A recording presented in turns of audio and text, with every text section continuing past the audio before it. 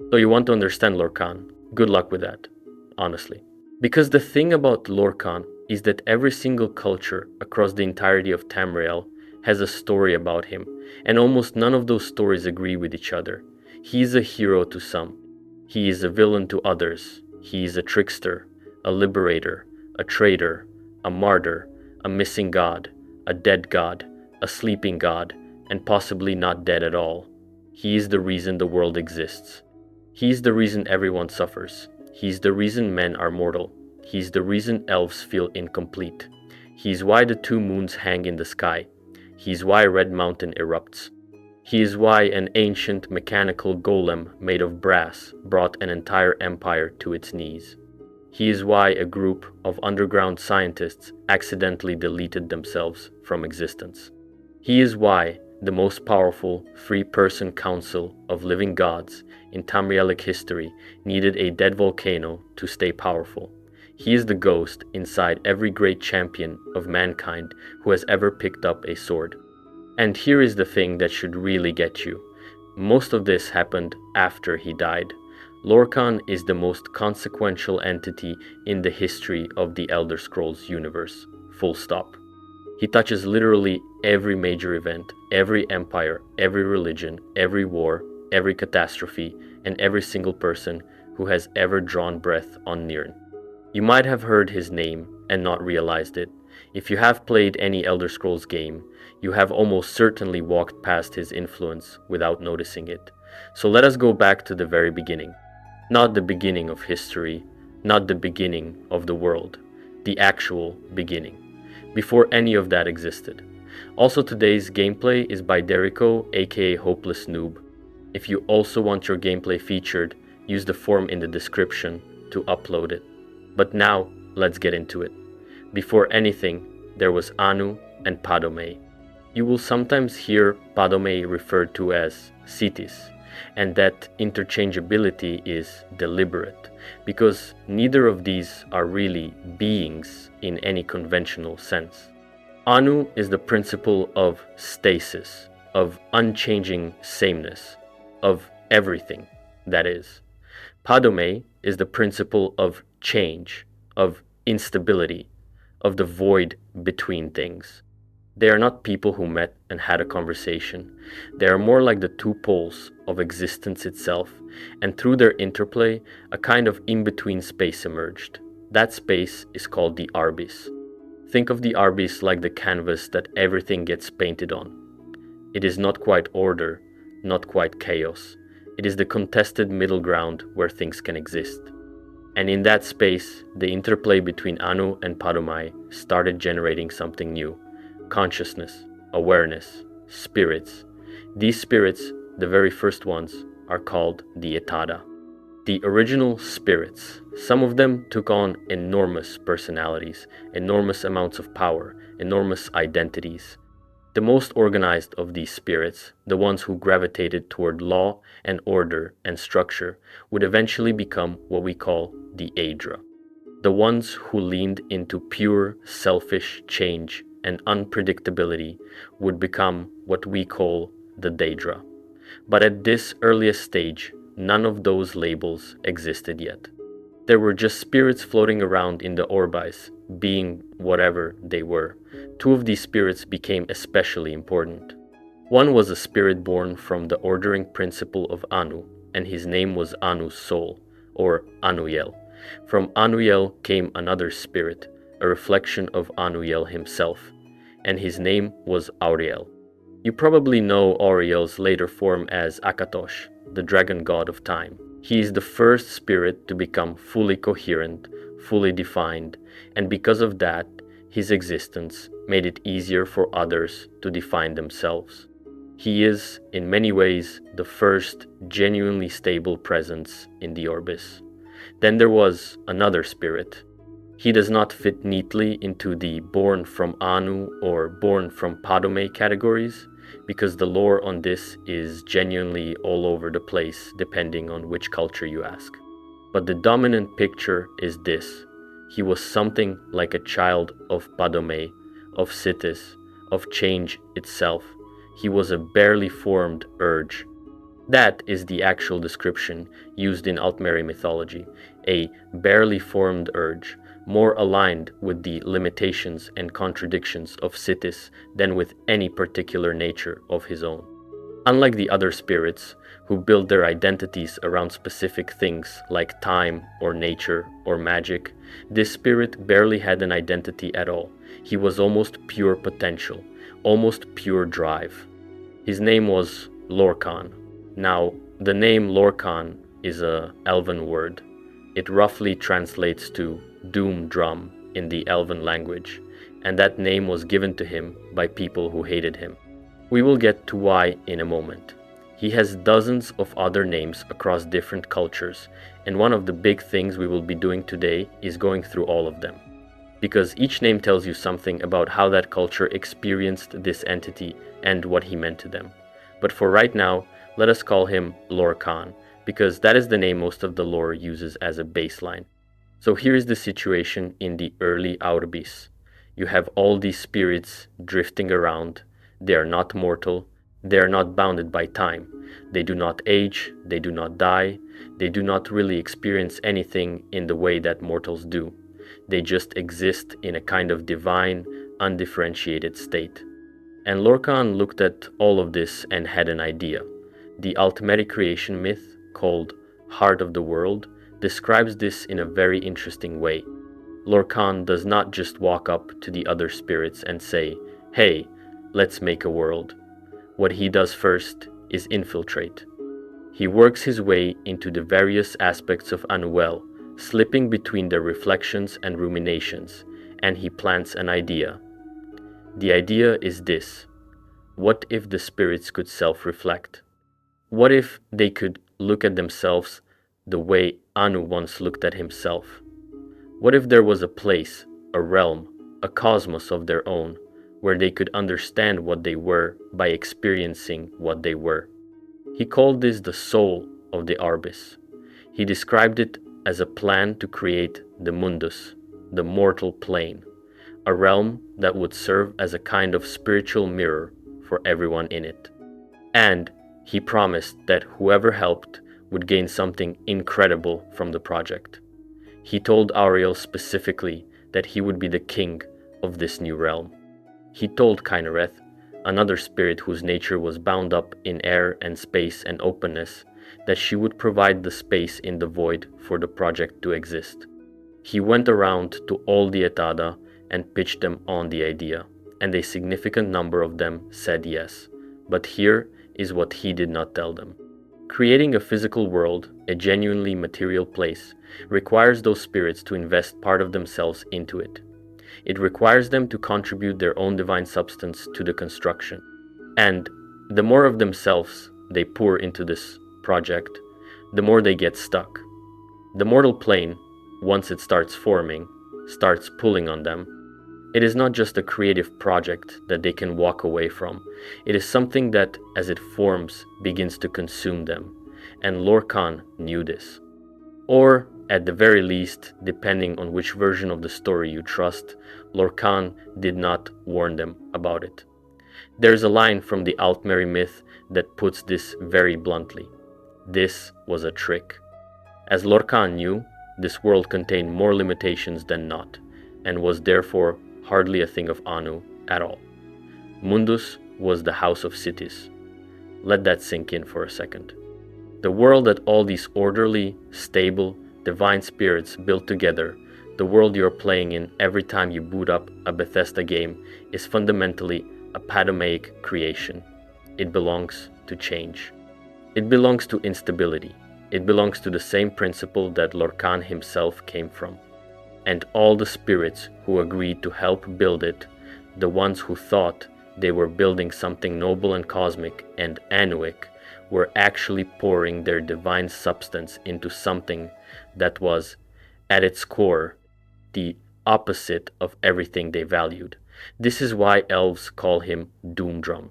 This is why every elven culture across Tamriel views Lorkhan as the villain of the story.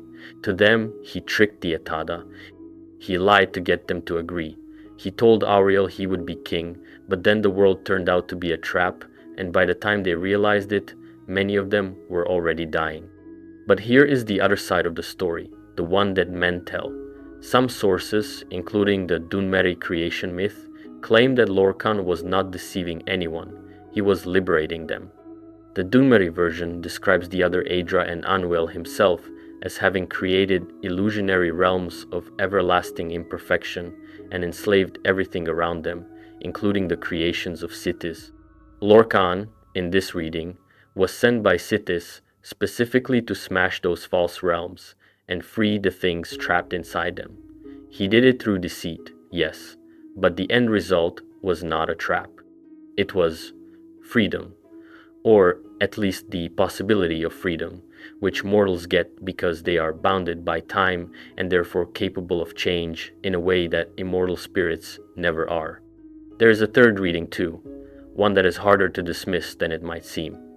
Some sources suggest that Lorkhan knew the project would cost the spirits their divinity. He knew it would hurt them. And he did it anyway, on purpose, not because he wanted to harm them, but because he wanted to give mortals something that no immortal spirit could ever have, the chance to find divinity on their own terms. The chance to earn it, the chance to overcome the limitations he built in and reach something greater. This version of Lorkhan is not a villain. He's the most ambitious teacher in the history of the universe, who set up an extraordinarily painful classroom because he genuinely believed the lesson was worth the price. We will come back to this debate about whether Lorkhan was good or evil, or something more complicated than either, because it runs through everything. It is not a side conversation, it is the whole conversation. Every war between men and elves in the history of Tamriel is, at some level, an argument about whether Lorkhan was right. So the construction begins. Magnus, the spirit of magic, is the architect of the project. He is the one who draws up the blueprints. A huge number of Etara commit to the project and start contributing themselves to the building of Mundus. As they work, they feel themselves weakening. Their divine power is flowing out of them and into the world. Some of them die outright during the construction. Others survive but are fundamentally changed, diminished, becoming something less than what they were. At some point, Magnus looks at what is happening, realizes that the project will consume him entirely if he stays, and makes a decision. He is leaving. He rips himself free from the half-formed Mundus and tears a hole in the fabric of whatever exists around it, and he escapes back to Aetherius, the immortal realm where all magic comes from. That hole he tore on his way out becomes the sun. The light of the sun is literally magic pouring through the wound that Magnus left behind. Other spirits follow him. These are the Magnage, the star spirits, and each of them also tears a hole on the way out, and those holes become the stars. Every single point of light you see in the Elder Scrolls night sky is a scar from a spirit that fled the project. Every star is proof that someone bailed. The spirits who stayed were now in serious trouble. They had invested too much of themselves to leave. They were stuck in the half-formed Mundus, and as it solidified around them, they began to die. Some of them managed to transform into something that could survive in this new physical world. They became the Elnofay, the earth bones, the natural laws of the world. Ifre, who would become the god of the forests, went this route, transforming himself into the very laws of nature, becoming the principle that held the physical world together. Others became the progenitors of mortal races, their divine power diminishing across generations until eventually they just became mortal. And here is the thing about the spirits who stayed versus the ones who bailed. The ones who bailed, the Magnage, kept most of their power. They exist in Aetherius. They are still divine and timeless, but they are also completely disconnected from the world they helped partially create. The ones who stayed lost almost everything, but they became woven into the fabric of Nirn itself. They became the world. And the world was real in a way that Aetherius never quite was, because it had change baked into its structure.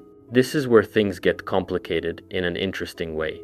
The spirits we now call the 8 divines, Akatosh, Arkai, Dibella, Julianos, Kainereth, Mara, Stendar, Zenithar, these are the Etada who stayed and survived.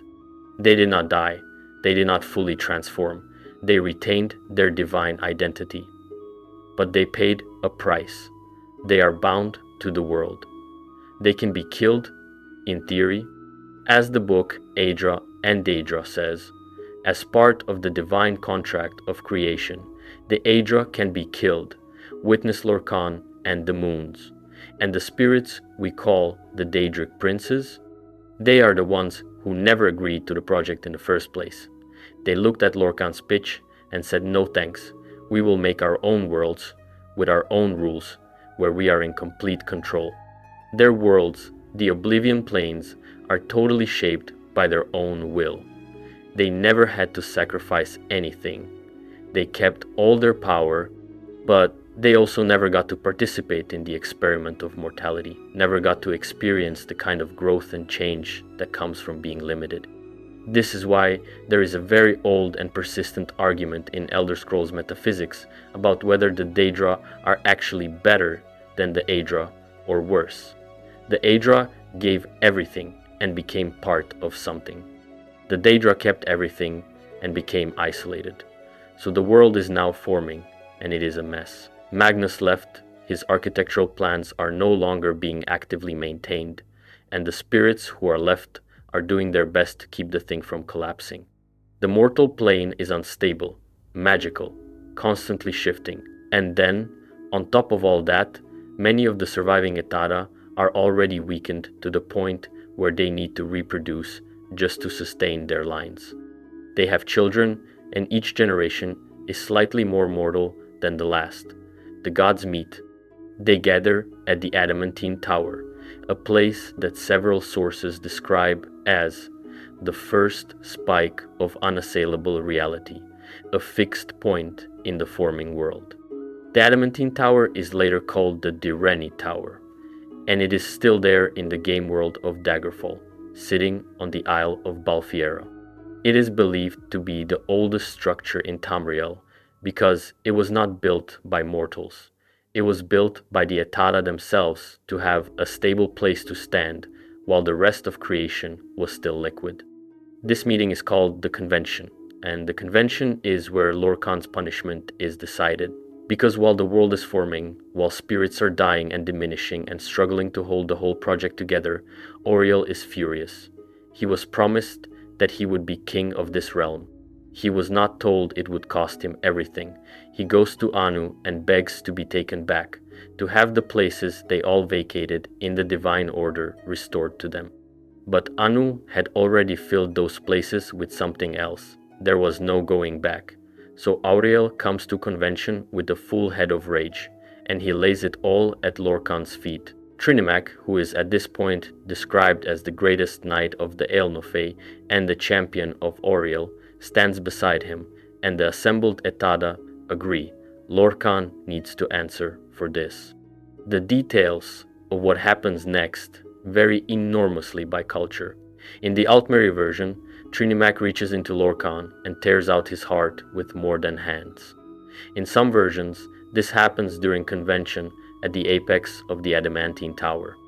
In other versions, it happens during a great war on Nirn, but the result is the same. Lorkhan's heart is ripped from his chest, and then the heart laughs at them. This is one of the most genuinely strange and important moments in all of Elder Scrolls cosmology, so it deserves a pause. Trinimac and Auriel try to destroy the heart. They cannot. Because by this point, Nirn itself was built from the substance of Lorkhan and the other Etada. The world is made of them, and Lorkhan poured more of himself into this project than almost anyone else. His heart literally became the heart of the world. You cannot destroy the heart of the world any more than you can destroy the world from inside the world. It just laughs at you. The heart reportedly says, "This heart is the heart of the world, for one was made to satisfy the other." Which is honestly kind of a terrifying thing to say, He's not just claiming that his heart is important, he's claiming that the world and he are the same thing, that the entire creation project was not just something he instigated, but something he is. That Mundus is not separate from Lorkhan. Mundus is Lorkhan. Unable to destroy the heart, Auriel does the next best thing. He takes it, he fastens it to one of his arrows, and he shoots it far into the sea, to a place where no aspect of the new world may ever find it. The heart falls and impacts the eastern part of Tamriel with such force that a volcano erupts where it lands. That volcano is Red Mountain. That region is what will become Morrowind. Lorkhan, without his heart, is left wandering the mortal realm he created, stripped of his divine center, existing in a diminished state. Some sources say he died outright. Others say he just became something much smaller. The Redguards say he slinks around in a dead skin, which is a pretty evocative description. The Nords say he was condemned to the underworld, to Sovngarde, which he built specifically as an afterlife for the mortal men he championed.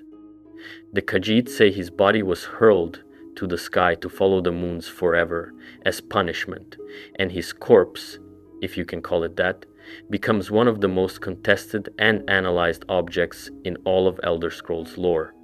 Before we get to what happens after Lorkhan's death, let us talk about what his heart actually means in the context of the world, because this is where things get genuinely mind-bending. There is a whole cosmological framework in the Elder Scrolls universe built around something called the Towers. The idea is that the world needs certain fixed points of reality, structures whose purpose is to anchor Mundus and keep it stable and coherent. Without these anchors, the mortal plane would just dissolve back into the chaotic Arbic soup it came from. The first tower is the adamantine tower itself, the one built by the Etada during convention. Its stone, the power source at its heart that keeps it active, is the convention itself, the act of the gods meeting and making decisions about the world, just the fact that they agreed on rules. The second tower is Red Mountain. Its stone is the heart of Lorkhan. When Auriel shot the heart into the sea and it crashed into the earth and created a volcano, he did not know, or perhaps did not care, that this was going to become the thing holding the world together in the absence of the full divine presence. The heart of Lorkhan became the anchor point for all of Nirn. Every race that subsequently built towers across Tamriel, the Crystal Tower in Somerset, the White Gold Tower in Cyrodiil, the Green Sap in Valenwood, was imitating what happened with Red Mountain. They were trying to build their own versions of that primal anchor. The heart is described in tower lore as the first stone, and what it inscribed onto its domain was a special kind of reality called Nirn. In the language of the Elnofay, Nirn means something like the gray maybe, or the consequence of variable fate. This is important because it means the world itself is not just a fixed, determined place. It is a place where things are genuinely uncertain, where outcomes are not guaranteed, where the story has not been written yet. That uncertainty, that openness to possibility, comes directly from the heart of Lorkhan. Without it, the world might still exist, but it would be rigid and lifeless in a much more fundamental way. Some scholars and theorists in the lore go even further and argue that the heart is what generates heroes. That Nirn defends itself from existential threats by creating mortals of extraordinary capability, the Nerevarine, the eternal champion, the last dragonborn, and that the shade of Lorkhan is at the center of each of these people, pushing them toward the actions that protect the world he created. We will come back to this when we talk about the Shesarines. Now, all of this happens in what the lore calls the Dawn Era, a period of time so early that time as we understand it did not really function properly. The Dawn Era is not linear. Events overlap. Things happen and unhappen. Myths contradict each other because they are all true simultaneously. This is one of the reasons Lorkhan's story is so hard to nail down. The sources are not just telling different stories because they have biases. They are telling different stories because the Dawn era was genuinely, metaphysically non-linear.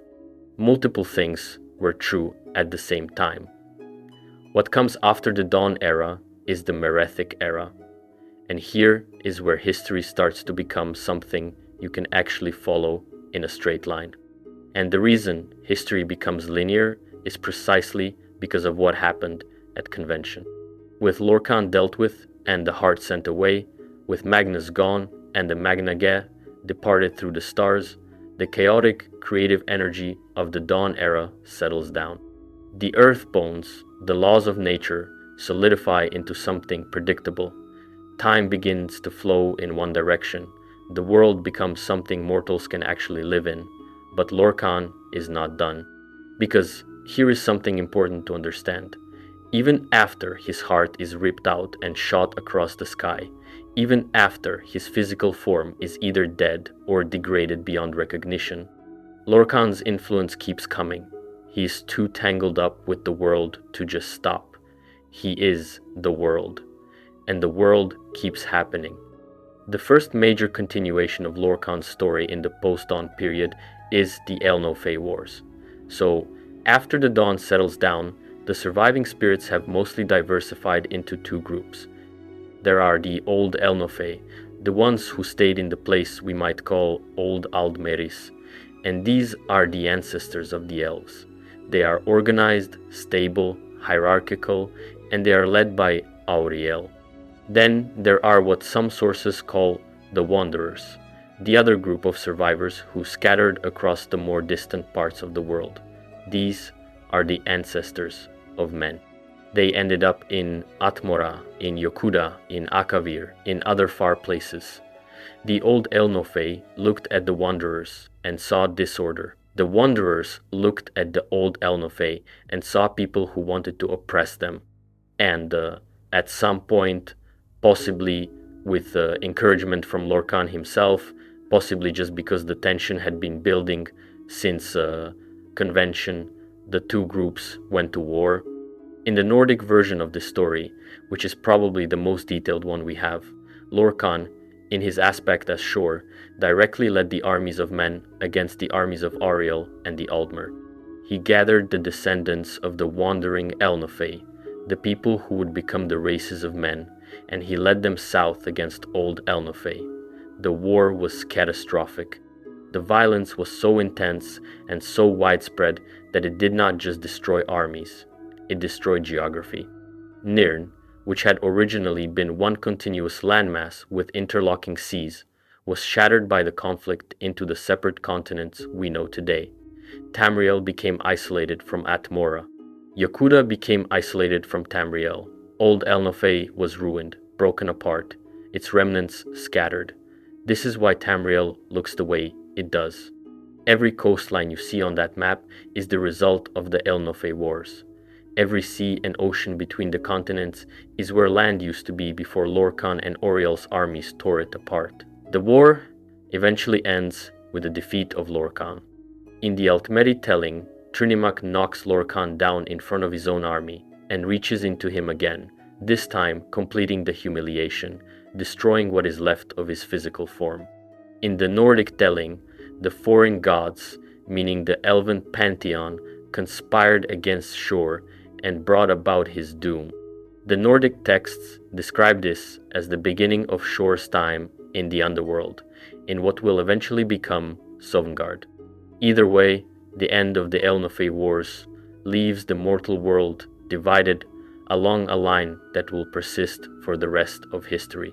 The Mare, descendants of the old Elnofay, on one side, the men, descendants of the Wanderers, on the other, and between them, not a border, but an argument, the same argument that Lorkhan started when he pitched the construction of Mundus. Was the world a gift or a trap? Every single war between elves and men in the history of Tamriel is a battle in that argument. Now, let us talk about what Lorkhan's death left behind in the physical world, because there are multiple things and they are all consequential. The first thing is Red Mountain and the heart. We have already talked about this from a metaphysical angle, but there is also a physical consequence. When the heart landed in what would become Morrowind, it did not just make a volcano, it transformed the landscape around it. The area of Vardenfell became a place of tremendous magical and divine power. That volcano would sit there for thousands of years, radiating the same energy that Lorkhan once contained, anchoring the entire mortal plane whether anyone knew it or not.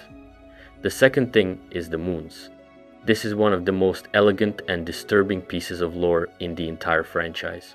After Lorkhan was torn apart, the two halves of his divine body became the two moons of Nirn. Maser and Secunda, the large pale moon and the smaller silver one, are Lorkhan's corpse orbiting the world he created. Every time you look up at the night sky in any Elder Scrolls game and see those two moons, you are looking at the remains of a god who gave up his physical form to make the world. The in-game book Aedra and Daedra puts it plainly. As part of the divine contract of creation, the Aedra can be killed. Witness Lorkhan and the moons. The book The Lunar Lorkhan theorizes that the two moons represent the duality of Lorkhan himself, two halves of something that was once one whole, good and evil, being and nothingness, the divine and the mortal. The moons are decaying. They are described in the lore as rotting, dying celestial bodies, slowly crumbling. The pockmarks on Maser's surface are not craters from asteroids. They are the marks of decay on a divine corpse that has been dead since before history began. There is something genuinely sorrowful about the image. Two massive, rotting halves of a god, endlessly circling the world he made, unable to leave, unable to rest. The Khajiit have a slightly different take on this, which we will get into in depth when we go through their mythology. But briefly, they believe Maser and Secunda existed before Lorkhan's death, and that the actual corpse of Lorkhaj, their version of Lorkhan, is a third, mostly invisible moon. They call it the Dark Moon, the Den of Lorkhaj. It only becomes visible during a specific kind of eclipse when both the other moons align to block the sun at the same time. When that happens, the black silhouette of the third moon can be seen. This is not just cosmetically interesting to the Khajiit. The Dark Moon's appearance governs their entire system of spiritual leadership and is connected to the most dangerous beings in their mythology. The third legacy of Lorkhan's death is his blood. As the heart was flung across Tamriel, droplets of his blood fell across the land. One particularly significant drop fell into an Aelide well in Cyrodiil. The Aelide wells were places of concentrated magical power, and when Lorkhan's blood hit the magicka in one of these wells, it fused together and crystallized into a deep red gemstone. The Aelides, the ancient elves who controlled Cyrodiil at the time, found this stone and fashioned it into a jewel of enormous power. They called it the Kim El Adabal. We know it today as the Red Diamond. And it would later become the centerpiece of the Amulet of Kings, the artifact that held the agreement between man and God together for thousands of years and kept Tamriel safe from Daedric invasion. There is an incredible chain of causation here that is easy to miss. Lorkhan pitches the creation of Mundus. Lorkhan gets his heart ripped out. The heart is shot across the sky. Blood drops fall on Cyrodiil. Aelids find the crystal. Saint Alessia, enslaved by those same Aelids, eventually receives the stone as part of a divine covenant. Every Cyrodiilic emperor from then on draws their power from that covenant. Martin Septim shatters the amulet to summon an avatar of Akatosh and stop the Oblivion crisis at the end of the Third Era. All of that, the entire political structure of the human-led Cyrodiilic Empire from the First Era to the end of the Third, traces back to a single drop of Lorkhan's blood falling from the sky. The fourth legacy, and one that runs like a thread through all of history, is the Shesarine concept, but we will come back to that when we go through the specific histories of each culture's relationship with Lorkhan. First, let us actually go through those relationships. because understanding how each race sees Lorkhan is genuinely essential to understanding why the history of Tamriel is shaped the way it is. Let us start with the Altmer, because they are the ones most directly descended from the old Elnofay, the ones who have the oldest and most bitter memories. To the Altmer, Lorkhan is not a god. He is a criminal. They call him the Doom Drum, Lorkhan, the corpse god. Every piece of Altmeri mythology about him frames him as the primary villain of the entire cosmic story. He tricked them. He promised Auriel a kingdom and delivered a trap. He wasted the divinity of countless beautiful, powerful spirits by luring them into a project that consumed them. He took creatures who were essentially perfect, eternal, divine, and turned them into something limited, mortal, fragile. The Altmer believe they were once immortal, and that Lorkhan stole that immortality from them. This is not just a mythological position for the Altmer, it is a political one. The Talmor, the ruling body of the Altmer Dominion, who you will know very well if you have played Skyrim, hold as their most extreme ideological position the belief that Mundus itself is a mistake and that the towers which hold it together should be dismantled. If all the towers fall, the mortal plane dissolves. Mortality ends. The Etada, who are still alive, return to a state of pure spirit, free from the limitations Lorkhan imposed. Whether this would actually work, whether it would be good, whether the spirits would survive the transition, these are questions the lore raises but does not answer. But the Thalmor believe it, and their hatred of Lorkhan is literally the ideological engine of the most dangerous elven faction in Tamriel. The Bosmer, the Wood Elves, are in a complicated position here. They are also descendants of the Aldmer, but their culture evolved in a completely different direction. They have the Green Pact, an agreement with Ifre that binds them to Valenwood in certain ways. Their mythology about Lorkhan is largely in line with other elven traditions, viewing him as the trickster who caused mortality, but their connection to the natural world softens their resentment somewhat. You are not going to find Bosmer writing pamphlets about undoing the mortal plane. Next, let us talk about the Dunmer, because they are the most interesting elven case by a wide margin. The Dark Elves' view of Lorkhan is almost completely reversed from the Altmer's. The Dwemer creation myth, titled simply Sithis, frames the whole story differently. In this version, Lorkhan was sent by Sithis specifically to liberate creation from the false paradise that Anuiel and the Aedra had built. The Dunmeri myth acknowledges that Lorkhan used deceit, but argues that deceit was necessary because the enemy he was fighting was powerful and would never have permitted a direct attack. He created his own dominion, then approached the Aedra as a friend, then suggested they all build a new world together, and the trap he set was not a trap for them, but through them. Their suffering was real, but it was in service of something greater. Even more distinctly, the Dunmeri philosophy holds that mortality itself is a test, not a punishment and not an accident, an opportunity. Every mortal who overcomes the limitations of mortality, who grows in wisdom and strength and understanding despite being bound by time and death, is doing what Lorkhan intended. The Dunmer believe they are destined to shed their mortality eventually, to evolve past it, and that Lorkhan's design was specifically to create the conditions under which that evolution could happen. This is why the Dunmer are far more comfortable with death and darkness than most elven cultures. They live in a land where ash falls from a sacred volcano, they venerate their ancestors as active presences in daily life, they worship Daedric princes who the other races consider malevolent. To the Dunmer, this is all part of the program. You embrace the difficult thing. You do not run from mortality. You learn from it until you are something that mortality cannot touch.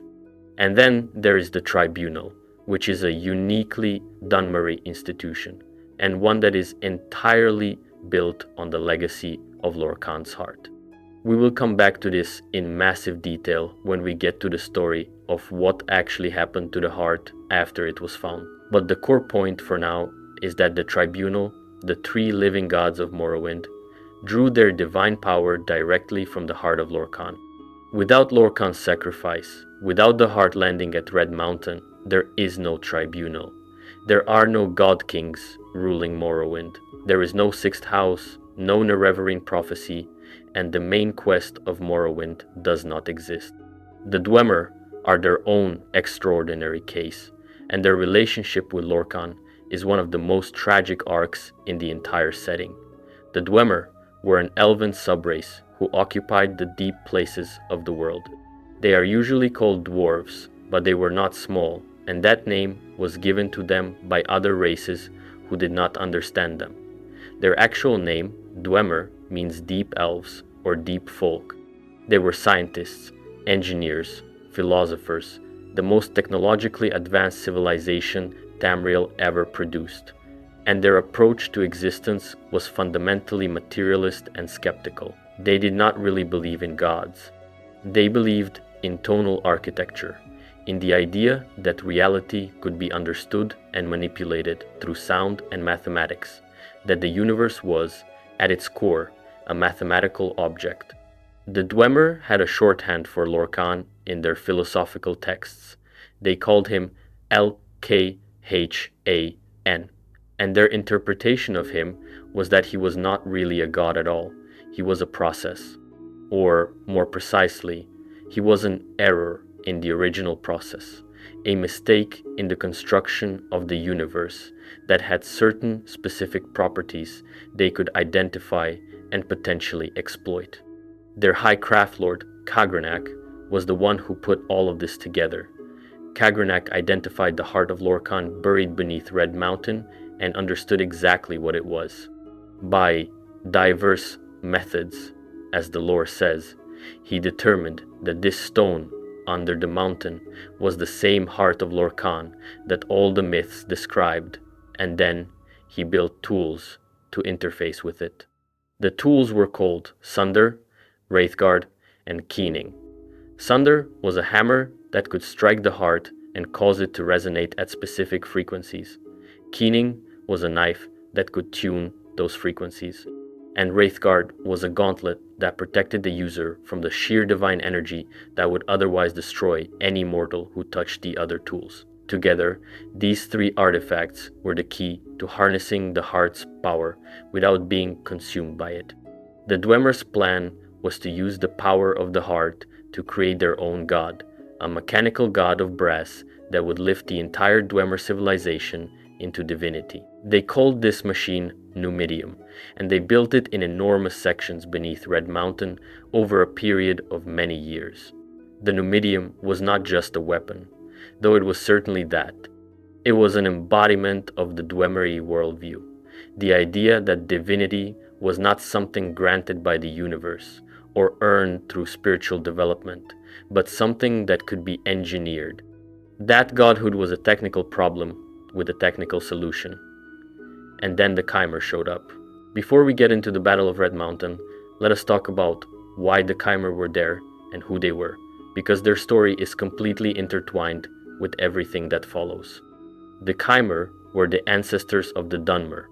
Chimer means changed ones, and they got that name because they chose to leave the main body of Aldmeri culture and follow the teachings of Daedric princes, specifically Boethia, Mephala, and Azura. They were led by the prophet Veloth, who told them that the old ways of the Aldmer were stagnant and that their destiny lay in the east, in a harsh volcanic land they would make their own. Veloth led them to Resdain, which would become Morrowind, and they settled there. Now, the Chimer and the Dwemer were neighbors in Resdain, and their coexistence was rocky. The Dwemer wanted nothing to do with the Chimer's religious practices, considering them superstitious nonsense. The Chimer considered the Dwemer's atheism and their meddling with divine artifacts to be something between dangerous and blasphemous. There were wars, periods of uneasy peace, skirmishes, and arguments. But at a certain point in the First Era, they actually formed an alliance, the First Council, because both groups faced an external threat from the Nords, who kept invading from Skyrim. And here we have to bring in one of the most important characters in this whole story, Indoril Nerevar. Nerevar was the greatest hero of the Chimer people.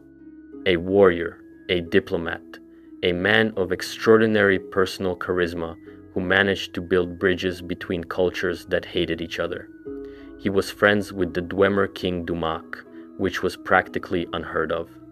He convinced the Chimer and Dwemer to fight together against the Nordic invaders. And his closest advisor was a member of House Dagoth named Vorin Dagoth. It was Vorin Dagoth who came to Nerevar with the information that would change everything. He told Nerevar that the Dwemer Highcraft Lord Kagernak had found the heart of Lorkhan under Red Mountain and was building something with it, something that would make the Dwemer into gods if it worked, and that this was a problem. Nerevar was deeply troubled by this. Whatever disagreements the Chimer and Dwemer had, the idea of using the heart of Lorkhan to seize godhood was something else entirely. Not just politically dangerous, but spiritually catastrophic. He went to his three most trusted generals, who would later become the tribunal, Almalexia, Sothasil, and Vivek. Here is where the Nords get involved in a way that complicates everything. The Nordic version of this story adds an element that the Dunmeri version does not. According to Nordic texts, Shor's ghost was summoned back into the world by the Nords' powerful vocal magic, the Thuum, specifically because they had learned that the heart of Shor, their version of Lorkhan's heart, was at Red Mountain and being threatened. Shor gathered an army that included Nords, Orcs, and members of House Dagoth and marched to Red Mountain. In this version, Vorin Dagoth was working with Shor, which is a very interesting detail. The Nordic texts then diverge. One version says the whole thing was a ruse.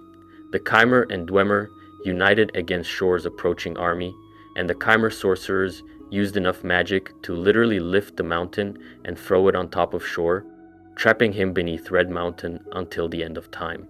This version has Shor still trapped there, which would explain a lot about why Red Mountain is so unstable and dangerous.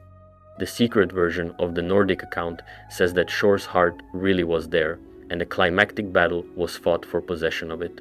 In this version, Shor's general, who had been remade from the ashes of the legendary Ash King Wolfhearth, manages to reach the heart. But he needed time to attune to its power, and during that window of vulnerability, Nerevar fought him and killed him. The Chimer version, which is also the most commonly accepted historical account, does not include Shor at all. It says that the Chimer and Dwemer ended up in direct conflict after the Nordic threat was dealt with, and the Battle of Red Mountain was the result of that conflict turning catastrophic. What is agreed upon across all versions? There was a massive battle at Red Mountain. Nerevar fought and killed the Dwemer king Dumak, his old friend, in single combat. Kagernak used his tools on the heart in some fashion during the battle, and whatever he did caused the entirety of the Dwemer race to vanish from the mortal plane simultaneously. Every Dwemer, everywhere in the world, gone. Not dead, exactly, but removed from Nirn in a way that left no body, no remains, and no trace. The disappearance of the Dwemer is one of the great unsolved mysteries of Elder Scrolls history. Nerevar, mortally wounded, entrusted Kagernak's tools to Vorin Dagoth and gave strict instructions that the tools be kept safe and that no one use them to touch the heart. Then he met with his three generals, Almalexia, Sothasil, and Vivek, and either died of his wounds shortly after or was murdered by his own generals, who then lied about how he died. This is disputed. The Dunmeri official account says he died of wounds. Azura says they killed him. The accounts from the surviving members of House Dagoth say they killed him. What happened next is not disputed. The tribunal killed Vorin Dagoth, took Kagernak's tools, and used them to tap into the heart of Lorkhan themselves. Let us sit with that for a moment, because it is genuinely shocking when you lay it out. Nerevar the great hero, told everyone specifically not to use the heart. His last act was giving someone he trusted the tools and the instruction: do not do the thing. And then, the free people who were supposed to be his most loyal allies murdered him, murdered the person he trusted the tools to, and immediately did the thing. The tribunal, Almalexia, Sothasil, and Vivek used Kagrenak's tools to draw power from the heart and make themselves into gods. They became living gods, immortal, functionally divine. They were now more powerful than any mortal, capable of feats that no person without divine backing could match. And Azura showed up. Azura, the Daedric prince of dusk and dawn, prophecy and change, was one of the Daedric princes that the Khmer specifically revered. She appeared to the tribunal after their transgression, and she was furious. They had broken sacred law. They had stolen power from a divine object. They had betrayed and murdered the greatest hero of their people. And her punishment for the entire Khmer race, not just the 3 individuals responsible, but the entire people, was to change their physical appearance. The Khmer had golden skin and golden eyes. They were beautiful in a very specific elven way. Azura changed all of that. When her curse settled on them, their golden skin became ash gray, their golden eyes became red. They became the Dunmer, the Dark Elves, and they looked like the curse they were carrying. They would spend the rest of their history knowing that the color of their skin was a mark left by a god who was angry at what their leaders had done. The 3 members of the tribunal, now gods, took charge of Morrowind. They built the ghost fence around Red Mountain to contain the dangerous blight that kept pouring out of the volcano. They established the temple. They drove the Nords out of Morrowind and established Dunmeri's sovereignty over the region for thousands of years. And they maintained their godhood by regularly returning to Red Mountain and touching the heart, because unlike Kagrenak's intended method for the Numidium, which would have fully merged the Dwemer with the heart in a permanent way, the tribunal's approach only worked as long as they kept coming back to recharge. But there was a problem they did not know about yet. Voron Dagoth was not dead. This requires some explanation, because the timeline here is a bit unusual. When the tribunal killed Voron Dagoth and took the tools, he did not stay dead. He was already in contact with the heart of Lorkhan when they killed him, and the heart's power sustained him at some level, kept him present as a spiritual entity even without a proper physical form. Over the course of the next several centuries, he slowly regenerated, reforming beneath Red Mountain, drawing on the same heart that the tribunal was using for their own power. Around the year 2, E882, Dagoth Ur, which is the name Voron Dagoth gave himself after this transformation, awoke fully beneath Red Mountain. He drove the tribunal out of Red Mountain. Because he was now directly tapped into the heart in a way even more complete than the tribunal, he was more powerful than them on their home turf. The tribunal could no longer safely approach the heart without risking annihilation at Dagoth Ur's hands. And because they could no longer recharge from the heart, they began to weaken. Dagoth Ur established himself as the master of Red Mountain. He built a cult, the Sixth House, which is the House Dagoth that had been effectively exterminated in the aftermath of the Battle of Red Mountain, but which Dagoth Ur was now rebuilding using his own power.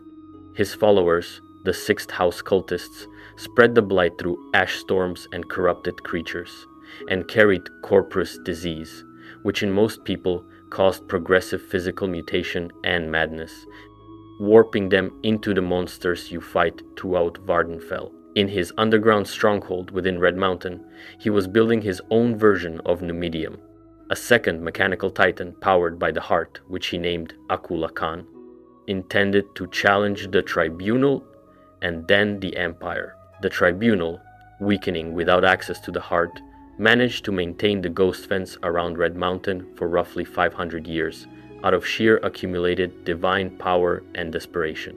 But they were running out of time. And somewhere in the Third Era, the ancient prophecies of the Nerevarine began to circulate, prophecies attributed to the spirit of Nerevar himself, saying that he would be reborn as a mortal, walk the land again, and fulfill a destiny at Red Mountain. The tribunal officially suppressed these prophecies. They declared the Nerevarine cult heretical. This makes complete sense when you realize that the prophecies explicitly describe the Nerevarine undoing the source of the tribunal's power, so of course they tried to shut it down. But prophecies are hard to kill, and we are getting into the territory of the Morrowind main quest now, which is itself the most direct sequel to the story of Lorkhan's heart that the games have ever told. The Nerevarine arrives in Morrowind. They are a prisoner released by order of the Emperor on a mysterious errand, told to find a Blades agent named Caius Cosades in Balmora. Through Cosades, they are pointed toward the Nerevarine prophecies and the tribal and house structures that must recognize them before the prophecy can be fulfilled. Through the course of the game, they earn the recognition of the Dunmeri tribes, gain the support of the great houses, receive the blessing of Azura, who confirms their identity as the reincarnation of Nerevar, and eventually gather Kagranak's tools, Wraithguard, Keening, and Sunder. Then they fight into Dagoth Ur's stronghold and confront him directly. The method of defeating Dagoth Ur is extremely specific and reveals everything about what the heart is. The Nerevarine uses Sunder to strike the heart and Keening to tune the energy, and through this process, Kagranak's enchantments on the heart are destroyed. The heart does not get destroyed. What gets destroyed is the binding that Kagranak placed on it, the mechanism through which anyone was drawing power from it.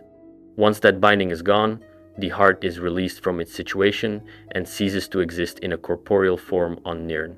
It simply is no longer there. The consequence of this is immediate and massive. Dagoth Ur, who was running entirely on heart power, is destroyed. His immortality collapses. The sixth house loses its divine backing. The blight stops. The ghost fence is no longer needed. But the tribunal also loses their divinity. They were drawing power from the same heart. Vivek fades from the world. Almalexia, the last of the three to hold on to any coherent sense of divine purpose, murders Sotha Sil in his clockwork city, then turns her madness on her own people in Mournhold before being killed. The entire structure of the tribunal temple collapses, and the Red Tower, which was the second tower holding Mundus together with the heart as its stone, is now deactivated. There is no more stone. And a tower without a stone is not just inactive, it is a wound in the fabric of reality. The events of Oblivion, which happened shortly after the events of Morrowind, involving Mehrunes Dagon tearing through the barrier between Mundus and Oblivion with unprecedented ease, are at least partly attributable to the Red Tower falling.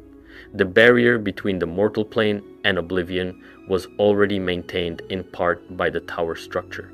Weaken the towers, weaken the barrier. This is the chain. Lorkhan's heart gets ripped out, lands at Red Mountain, becomes the stone of the Red Tower, gets found by the Dwemer, gets used by the tribunal, and then its removal thousands of years later contributes to one of the worst Daedric invasions in the history of Tamriel. Lorkhan strikes again, from beyond death, through causation, but the heart did one more thing before all of this, and that thing is the Numidium, and the Numidium story is its own entire catastrophe. After the Battle of Red Mountain, the Numidium was left standing incomplete inside Red Mountain. Kagranak had not finished it before the battle destroyed the Dwemer civilization. And after the tribunal took over Red Mountain, the Numidium sat there as a massive relic of a dead civilization, powered by nothing. It remained there through the Second Era, maintained and studied by the tribunal, who understood what it was and kept it under lock and key. During the tribunal's height of power, they had the heart and they had the Numidium, and they were not going to let either of those things fall into the wrong hands. Then Tiber Septim came along. Tiber Septim, whose birth name was Shalti Earlybeard, but who accumulated names and identities the way most people accumulate enemies, conquered essentially all of Tamriel to forge the Third Empire.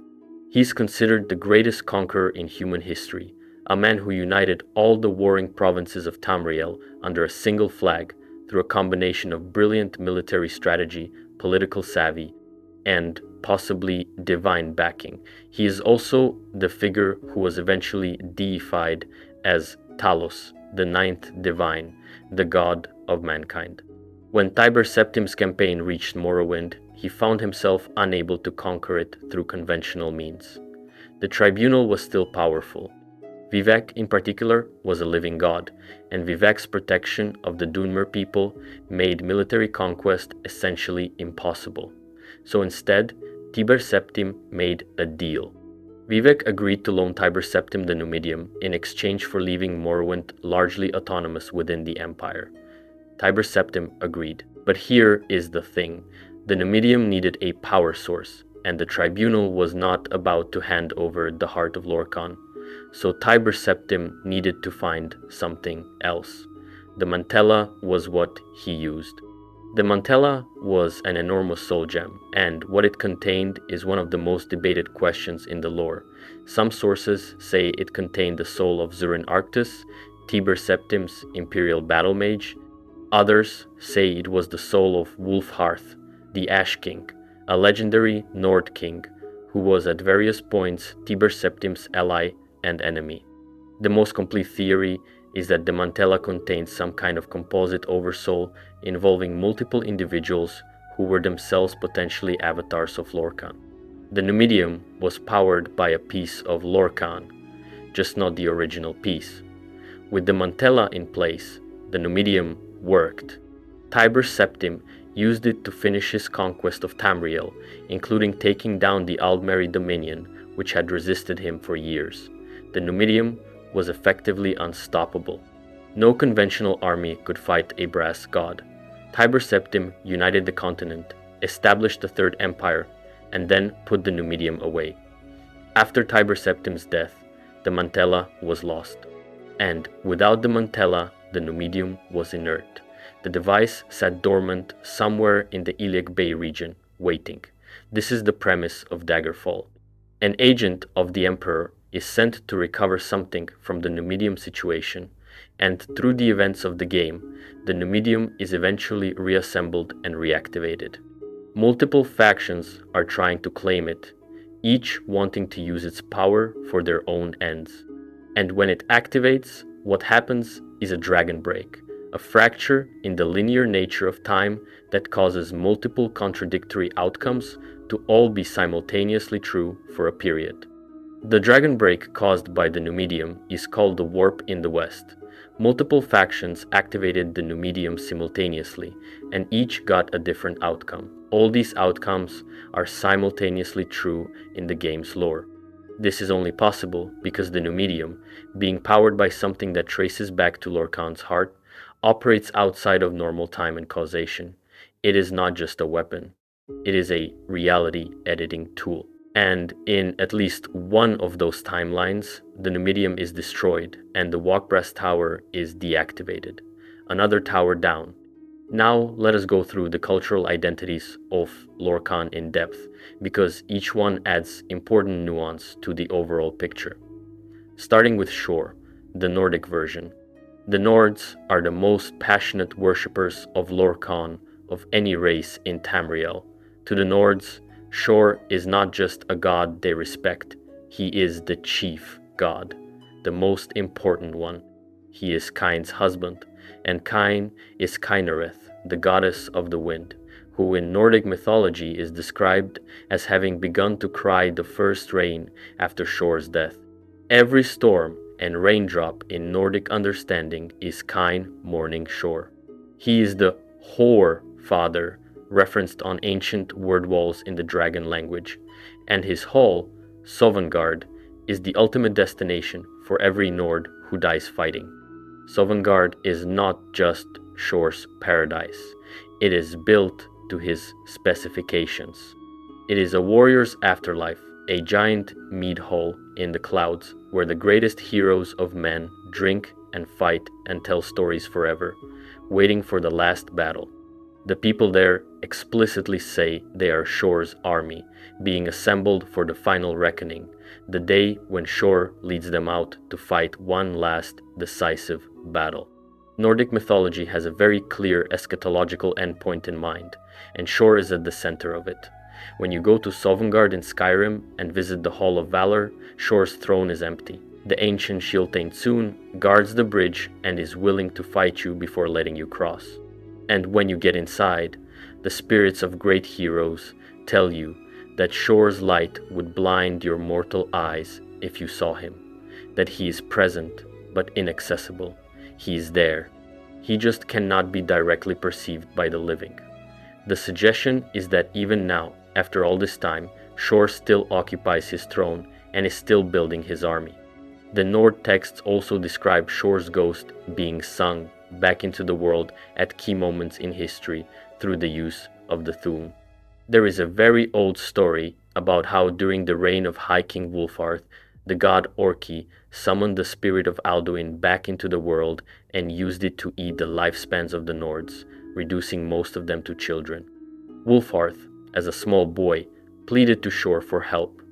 Shor's ghost descended and fought Alduin on the spirit plane and won.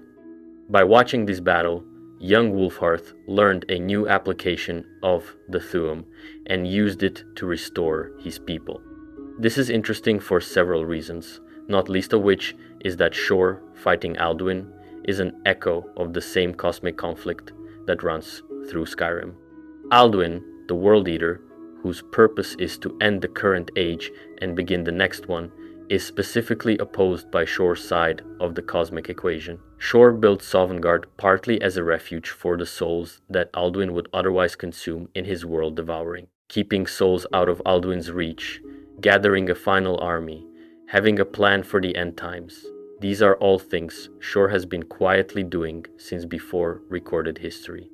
And then there is the Battle of Red Mountain, in its Nordic version, where Shor himself shows up with an army and gets buried under the mountain. Either Shor is trapped there, still alive, which would explain a lot about the geological violence of Red Mountain, or the battle was the final accounting of his physical form in Nirn's history, and what remains is purely the spiritual Shor of Sovngarde. Either way, the Nords have never stopped worshipping him. Now let us go to the Cyrodiilic version, Shesar. Shesar is the version of Lorkhan that the Imperials inherited, primarily via the Nedes, the pre-imperial human populations of Cyrodiil. He is the missing sibling of the 8 divines, the one the Marukati Selective described as singularly misplaced and therefore doubly venerated. He is sometimes specifically described as the god of man, the spirit behind all human undertaking, especially in conflicts against Aldmeri aggression. In the earliest Syro-Nordic stories, Shesar walked among the Nedes in a physical form, fighting alongside them against the Eyelids who had enslaved them. He was not just a distant god, but an active participant in mortal affairs, teaching tribes how to fight, unifying peoples who would otherwise have stayed in conflict with each other, showing humans how to use their enemies' tools against them. In the Duraki legend, he is specifically credited with stealing stoneworking from the Dwemer and teaching it to Nedic tribes. In the Perena tradition, he is a white-bearded stranger who taught soul magic to a cult of scholars.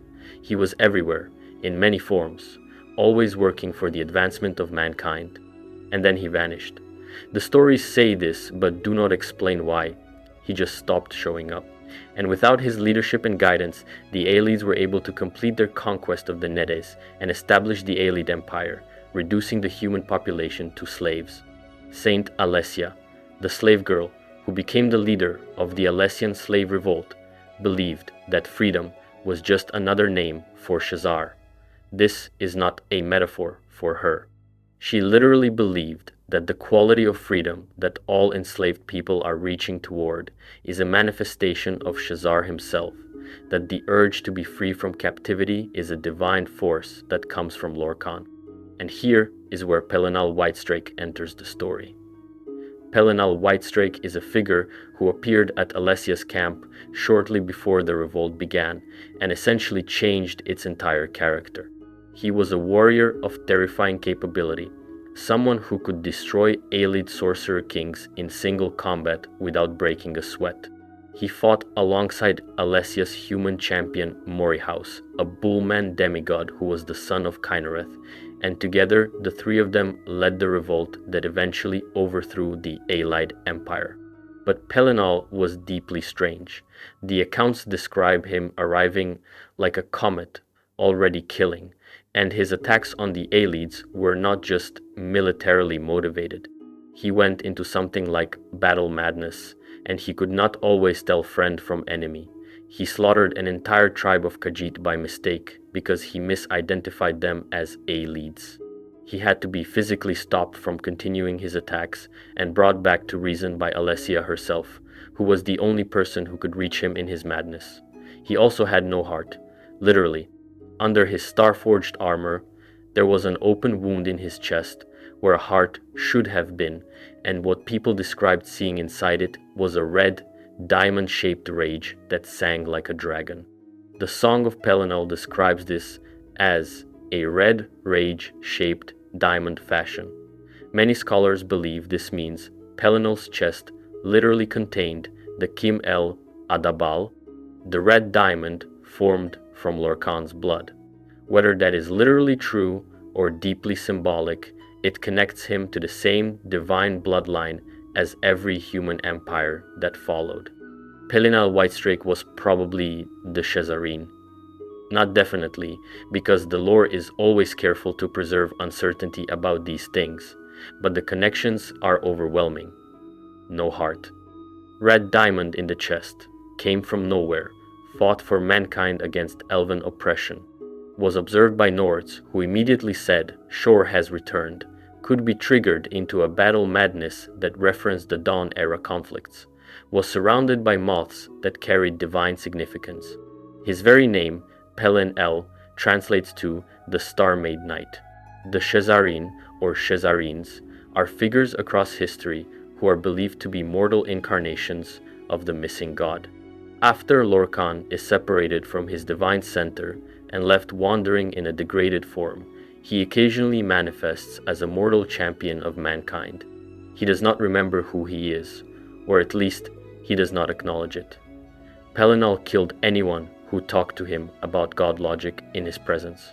He refused the identification, which might itself be evidence that the identification is correct, because a god with Lorkhan's history might genuinely not want to be recognized as what he is.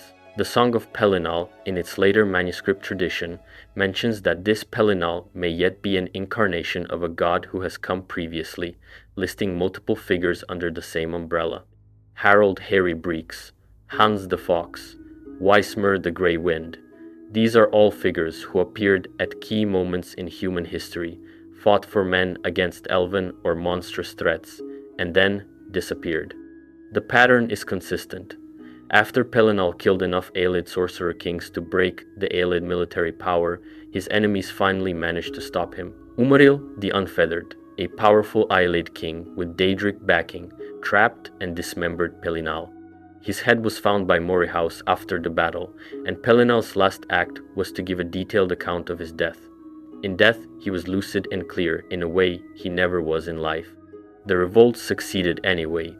Alessia became the first empress of an independent human Cyrodiil, and on her deathbed, she received the covenant with Akatosh, who gave her the Amulet of Kings, the jewel made from Lorkhan's blood, repurposed into an instrument of divine protection. Pelinal had no heart in life. In death, his heart became the symbol of the empire he helped create. The Marochati Selective, a monotheistic sect that rose within the Alessian order, considered Shesar to be the missing sibling of Akatosh. This is a deeply strange description, because it implies that the two chief gods of mankind, the Dragon of Time and the Missing God, are siblings, or possibly the same being, which is a theory we will get to. Now let us go to the Redguard version, Sep, because it is probably the darkest interpretation of Lorkhan in all of Tamrielic mythology. The Yokudans, who became the Redguards after Yokuda sank and the Ragada invaded Tamriel, do not like Lorkhan. Unlike the Nords or the Cyrodiilics, who see him as a hero, the Redguards see him as their great mistake. Their cosmic story is wildly different from any other cultural tradition, built around an entity called Satakal. Satakal is the world skin, the first serpent, a concept that represents the endless cycle of creation and destruction. In the Yokudan cosmology, reality is not stable. It has never been stable. The universe is Satakal eating itself repeatedly, shedding its skin, starting over. The cycle of the world skins is endless and brutal. Spirits have been doing this since before memory, surviving the hunger of Satakal by learning to move at strange angles between the depths of worlds, using a practice called the walkabout to find their way to the far shores, a place of relative safety between the skins. Ruptka, the tall papa, was the first and greatest of the spirits to master the walkabout. He became so skilled at guiding others through the cycle that he started placing stars in the sky as waymarkers to help weaker spirits navigate. Eventually, there were so many spirits to manage that Ruptka made himself a helper from the dead detritus of previous worldskins. This helper was Sep, the second serpent. And because Sep was made of dead skins, he carried a piece of the hungry stomach of Satakal within him. He was partially, inherently, the hunger of the universe. For a while, Sep helped Ruptka. He guided spirits to the far shores, but Sep's hunger gnawed at him constantly. Sometimes he ate the spirits he was supposed to help, and Ruptka had to reach in and pull them back out. And eventually, Sep just got tired of the whole thing. He gathered up all the dead skins he could find, balled them together, and convinced a large number of spirits that this was the new way to the far shores. No more jumping from skin to skin, no more exhausting walkabout, just live in this nice ball of old dead skins and everything will be fine. This was a lie. The spirits who moved into the skin ball, which is Mundus, quickly discovered that they were far from the real world of Satakal and too far from the far shores to jump. They began to die. They were trapped. And Ruptka, when they pleaded with him, said only that they needed to find new ways to reach the stars, and if they could not, they must live on through their children. He would not rescue them. He did, however, punish September. He beat Sep to death with a big stick. And when Sep died, his hunger fell out of his dead mouth, the hungry stomach of Satakal that he had been carrying all along, and that hunger became a void in the sky, a non-space. A thing that floats around trying to eat the stars and block the paths to the far shores. The heart of Lorkhan, in Yokudan thinking, is the hunger of September. The thing inside the universe that is trying to consume the universe. This is a profoundly different interpretation than any other cultures. The Nords think the heart is something sacred. The Dwemer think it was the key to godhood. The Redguards think it is the cosmic appetite that got everyone trapped in mortality in the first place. A group of particularly extreme sects of Redguard religious thought go even further and say that Sep's hunger is in every mortal. That the reason mortals crave things, covet things, try to accumulate things, is because Sep's hunger is in their blood. And that Yokuda sank not because of the Hiradirj war, as the official history says, but because Sep's hunger grew strong in the Yokudans and caused Satakal to rise and devour their continent. The hunger called the world skin to come and eat them. Let us move to the Khajiit and Lorkhan, because the Khajiit have one of the most developed and distinctive mythologies around their version of Lorkhan, and it involves some genuinely wild cosmological details. The Khajiiti creation story begins with two primal beings called Akhnur and Fadomai, who correspond roughly to Anu and Padomai. They had many children together, including the entire Khajiiti pantheon. The second litter of children included several figures we would recognize as Daedric princes in other contexts. Meruns, Dagon, Mafala, Sangin, Sanguine. Achnur, who did not want more children after the second litter, was furious when Fadomai kept producing offspring. She fled to the void and had one last child there, alone and in darkness. That child was Lorkhan. Born in the void, in the great darkness between things, Lorkhan was described as having the great darkness within him. And the great darkness, aware of itself through Lorkhan's heart, learned its name, Namira, the deep darkness. The entity the Khajiit consider the most ancient and terrifying of all evils. So from the start, the Khajiiti Lorkhan carries something uniquely corrupting within him. His heart is not just a heart, it is the vessel that gave consciousness to Namira herself. After Fadomai died from exhaustion and the other children scattered, Nirni, who is the Khajiiti version of the world spirit, approached Lorkhan and asked him to create a home for her children. He agreed. But the great darkness in his heart compelled him to cheat his siblings into entering the world too, trapping them there with Nirni. Some escaped and became stars. Many died, making Nirni's path stable. The ones who stayed punished Lorkhan by tearing out his heart and hiding it deep within Nirni, so that he would always be with the one he had harmed most. Some ancient Khajiiti texts say that Lorkhan survived this, fled to Azura with a hole in his chest, and Azura saw the darkness in him and tried to understand it. She burned what remained of his body before the Varlian's gate, using the twin lanterns of Joan and Jode, the two moons, as the fire. Her tears fell onto the pyre and scattered Lorkhan's ashes across the lunar lattice, the cosmic structure that governs the moons and the fate of all Khajiit. From those ashes, two things came: the true spirit of Lorkhan, which Azura later called back as a sky guardian for the Khajiit people, a third moon of pure protective light, and the false Lorkhan, the moon beast, a dark shadow of his former self twisted by Namira into something predatory. The moon beast became the force that threatens to corrupt Khajiit souls, pulling them away from the lunar lattice and into the void. The corrupted Khajiit are called Dro Mathra, the bent cats. Their dance, the bent dance, is the antithesis of the Khajiit's natural grace and music. They are Khajiit whose souls have been claimed by Namira through the dark heart, warped into monsters of the shadow. And here is where the dark moon comes in. The dark eclipse, when both Maser and Secunda align to block the sun, reveals the third moon, invisible during ordinary nights. This eclipse is spiritually significant in two opposite ways. Those born under the dark eclipse can potentially become the Mane, the spiritual ruler of all Khajiit, the most important figure in their society. But those same births are also more susceptible to the call of the dark heart, to the moon beast's pull, to the possibility of becoming Dro Mathra instead.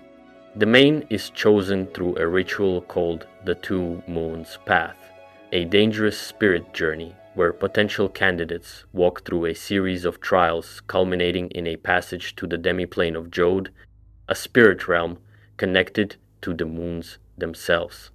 The one who completes the path and survives becomes the main. And the Mane carries enormous spiritual weight for the Khajiit people, because they embody the redeemed aspect of Lorkhan, the Sky Guardian, rather than the Moon Beast. When a Mane is corrupted and falls to the bent dance, as happened with the Dark Mane, it is considered one of the worst possible disasters, not just politically, but spiritually. The Temple of Seven Riddles in Reaper's March is built over the Maw of Lorkhan, a spatial breach that connects to the Den of Lorkhan, a decaying spirit realm that is the dark aspect of the third moon made physical. This is where the final step of the Two Moons Path takes place, the final trial a potential Mane must survive. To become the spiritual leader of the Khajiit, you must walk through Lorkhan's own rotting spiritual corpse, and come out the other side intact. This is genuinely extraordinary world building because it makes Lorkhan's legacy something the Khajiit have to actively navigate every generation. He is not ancient history. He is an ongoing presence that shapes their society and their souls. The moons are involved. The spiritual leadership structure is involved. The most dangerous spiritual threat they face comes from his corrupted aspect. The thing that protects them is his redeemed aspect. Lorkhan, even as Lorkhaj, is never finished with the Khajiit. The Breton version of Lorkhan is called Sheor, and it is probably the most stripped down and bleak interpretation. The Bretons, a mixed elven-human people, call Lorkhan the bad man. Sheor is the bad man.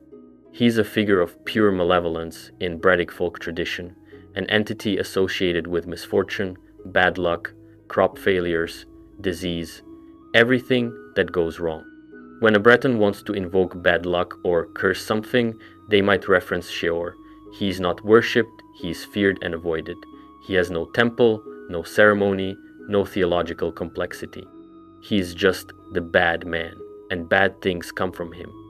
This is actually a fascinating cultural artifact, if you think about it. The Bretons are a mixed blood people, part elven and part human, and their theology on Lorkhan is not clearly in either camp. It is not the elven hatred of the doom drum, and it is not the human reverence, for sure.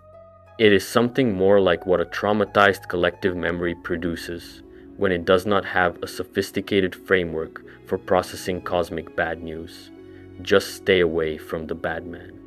The Reachmen, the ancient inhabitants of the Reach in western Skyrim, who practice a syncretic nature religion drawing on both Nordic and native traditions, have their own version called Lork.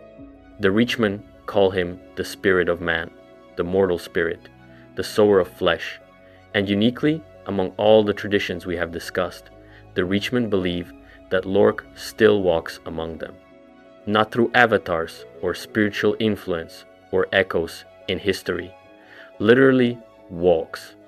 That occasionally, in moments of desperate need, Lork appears among the Reach folk in a physical form, braving the pain and sorrow of the world he created to help the people who most need him.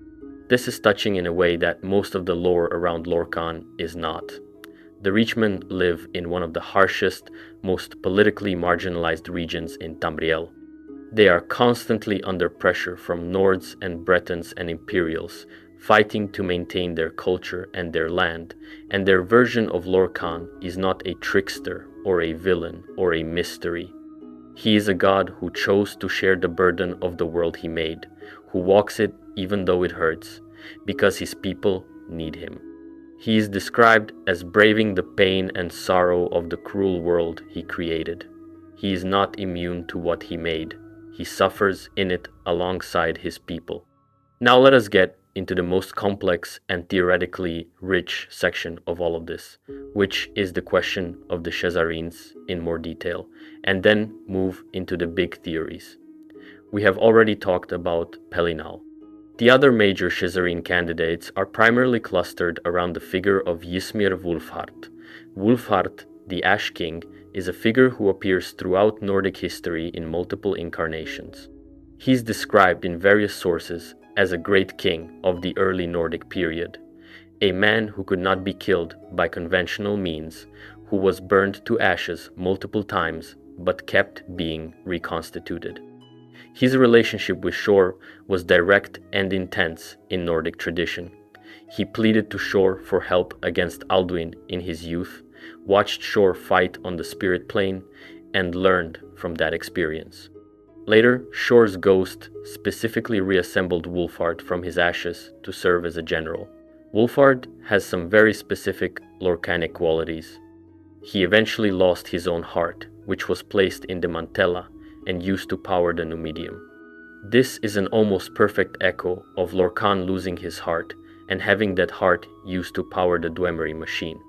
Wulfhart also eventually merged with other identities, becoming what some scholars call the Underking, a powerful immortal figure who existed in a liminal state between life and death and kept showing up in history at important moments.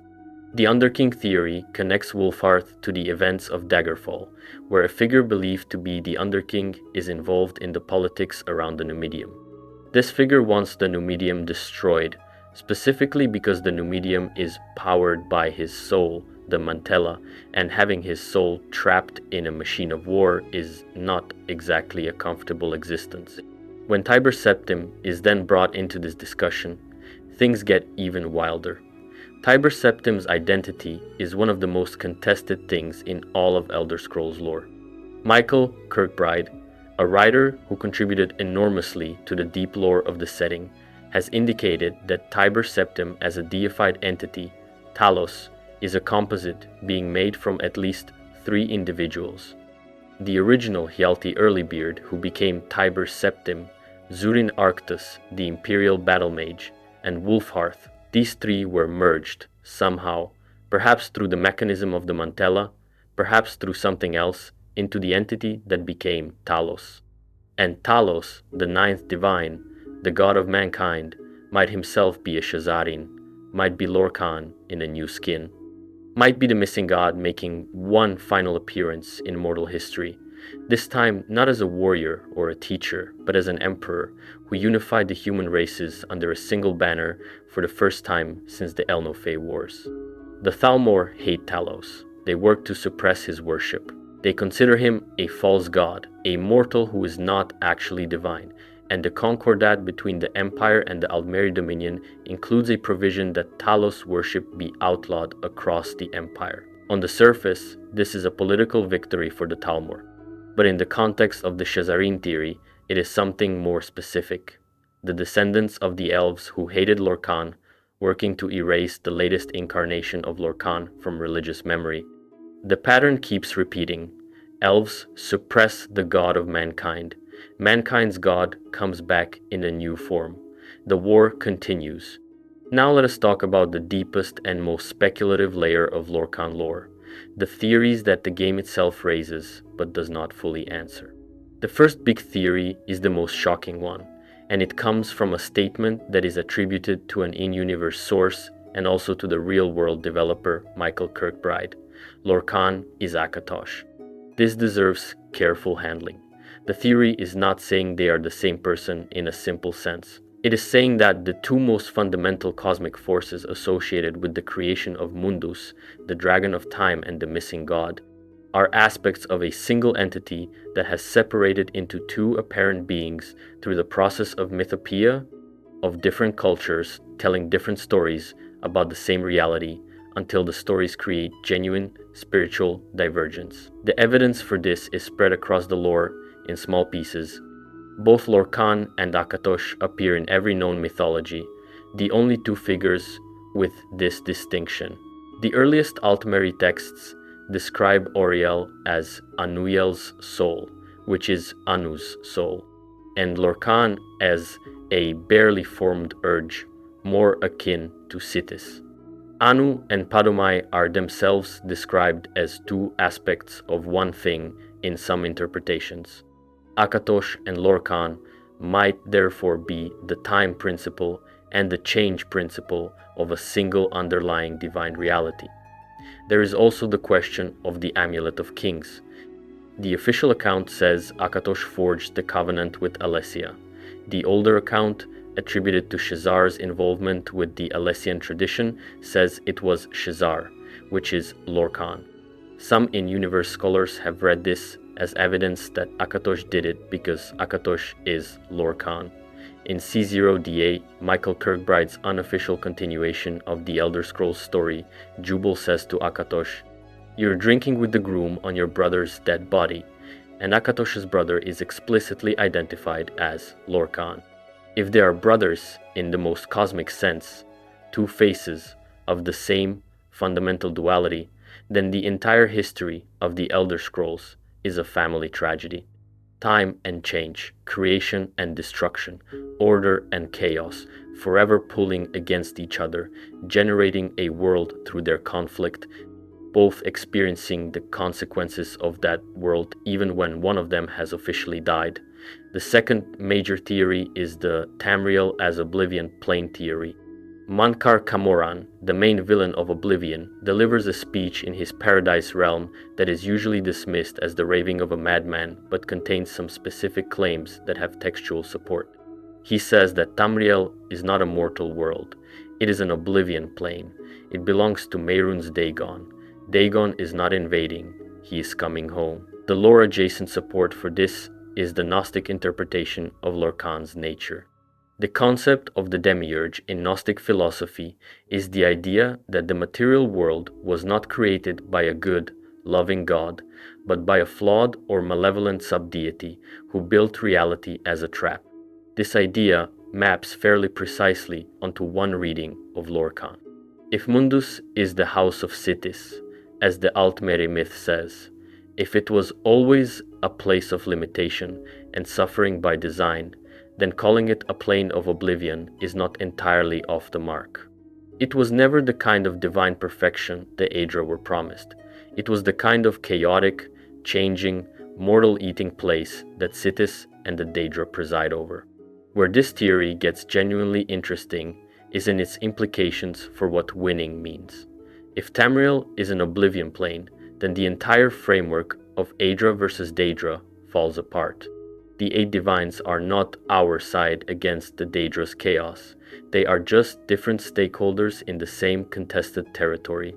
And Lorkhan, the one who designed the territory, may have intended from the very beginning that the boundary between divine and Daedric was not as clean as everyone thought.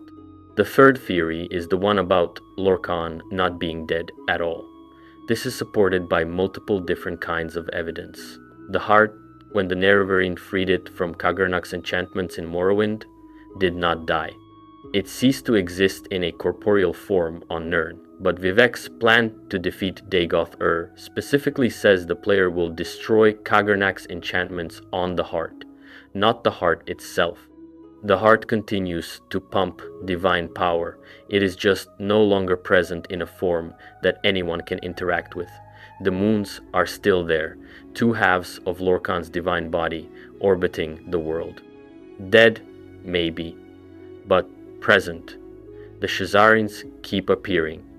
If Lorkhan is truly dead, in every sense of the word, there is no one generating these champions. But they keep coming. Pelinal, Wolfheart, possibly Tiber Septim, possibly others whose names we do not know. Something is putting these people into the world at moments when mankind needs them most. Shor's throne in Sovngarde is not empty because he left. It is empty because his presence would blind the living. He is there, just not accessible. And then there is the final piece of this. The moons blink out. In 4098 to 4100, roughly 65 years after the Oblivion Crisis, there is a period called the Void Nights, where the moons vanish from the sky completely. This is enormously significant to the Khajiit, who cannot determine the shape of their children without the moon's phases. Khajiit born during the Void Nights have indeterminate forms. The Thalmor took credit for restoring the moons, using this as leverage to establish themselves as the saviors of the Khajiit people and draw elsewhere into the Eldmeri dominion. What actually happened to the moons during the Void Nights is not fully explained, but if the moons are Lorkhan's body, then the Void Nights are a period when Lorkhan's body was somewhere else, or doing something, or being moved by someone. And whoever can control the moons, even temporarily, has a claim over the most fundamental material legacy of the God who made the world. The fourth theory brings everything together in the most unsettling way possible, and it is the theory about what Lorkhan actually intended. Consider the following. Lorkhan designs a world. He tells everyone it is a gift. Elves think it is a trap. Humans think it is a gift. Neither of them is wrong, but neither of them has the complete picture. The world is both. It is a trap that is also an opportunity.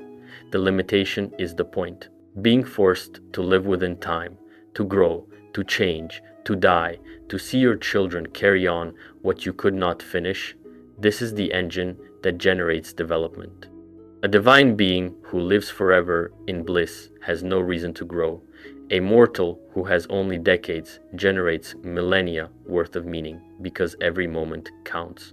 Lorkhan, as the Dunmurry tradition describes, might have set up the most ambitious test in existence, not out of cruelty, not out of stupidity, but because he understood something that Auriel and the other Aedra did not, that stasis is not divinity, that the eternal, unchanging existence the Etada had before Mundus was not paradise, it was stagnation. And the only way to create something that could exceed the limitations of creation itself was to put it inside a world where it had to fight for every inch. The idea of Kim in Elder Scrolls metaphysics supports this reading.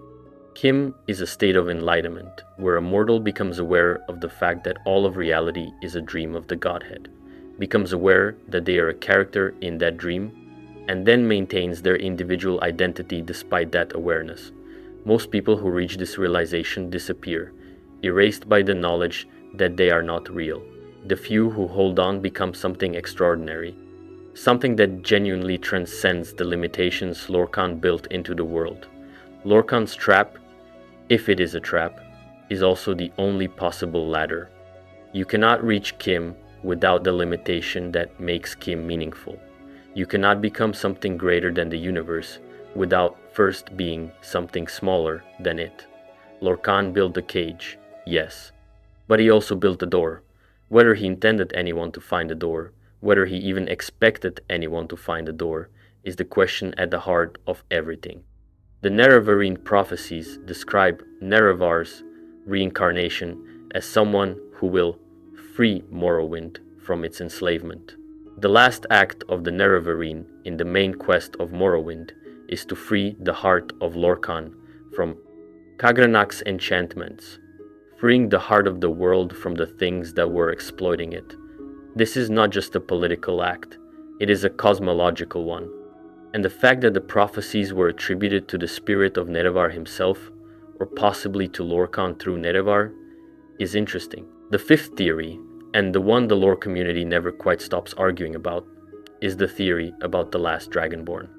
The Dragonborn, as a figure in Nordic cosmology, is both a tool of Akatosh and potentially a Shesarine.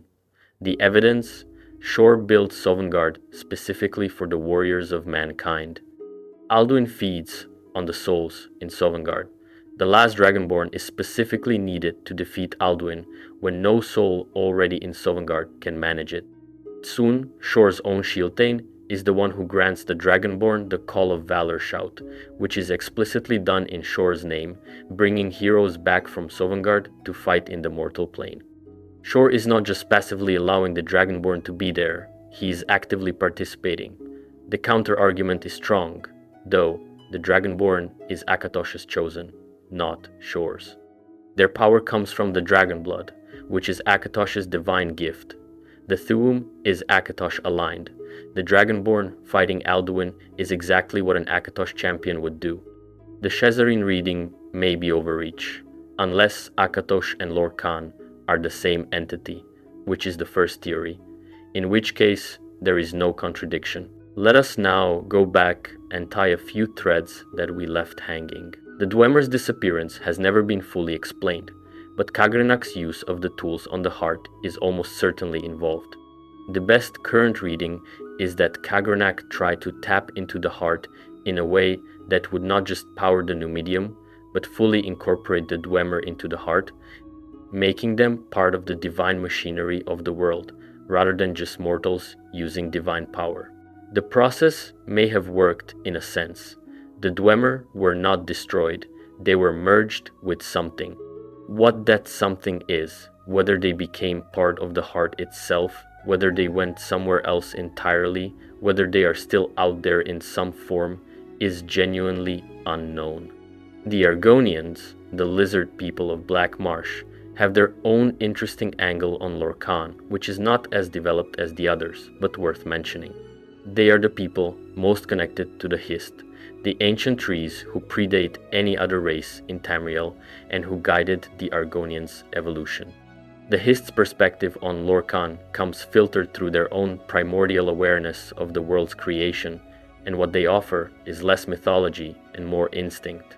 The shadow of Arakota, the Argonian version of Lorkhan adjacent figures, is described as something buried in the deep memory of the land itself, in the part of Nirn that remembers what it was before time started. The Argonians may relate to Lorkhan less as a person or a god, and more as a property of the ground they walk on. The Aelite connection to Lorkhan is also worth noting. The Aelids were the ancient Heartland elves who enslaved the Nedis in Cyrodiil and built the White Gold Tower. They worshipped many Daedric princes. Their specific version of Lorkhan, Lork, was described as a mortal spirit, which is actually an interesting framing. In Aelid understanding, Lorkhan is the principle of mortality itself. Not a god of mortals, but the essence of what mortality is, the quality that makes mortal things mortal. The White Gold Tower, built by the Aelids, had the red diamond as its stone, the same jewel made from Lorkhan's blood. The Aelids built their most important tower on the literal remains of the god they considered to be the principle of mortality. They put Lorkhan's blood at the center of their most powerful structure. Whether this was worship, exploitation, or something more complicated, the Aelids are not around to tell us. By the time the Fourth Era begins, Lorkhan's presence in the world has been scattered into every corner of history. The Numidium, the brass tower, had already been destroyed in the warp in the west back in 3E 417, the first tower to fall in the closing centuries of the Third Era. Then, his heart was freed from Nirn in 3E 427 by the Nerevarine, deactivating the Red Tower and weakening the barrier between Mundus and Oblivion. The Oblivion crisis of 3E 433 followed. Martin Septim shattered the Amulet of Kings, the artifact made from Lorkhan's blood, to summon an avatar of Akatosh and close the gates. The White Gold Tower lost its stone, the Red Diamond, destroyed in that act, and Mehrunes Dagon's forces destroyed the Crystal Tower in Somerset during the same crisis, 4 towers down across the span of 16 years. Each fallen tower makes the mortal plane slightly less stable, slightly more susceptible to Daedric influence, slightly more open to the forces that Lorkhan's construction was meant to hold at bay.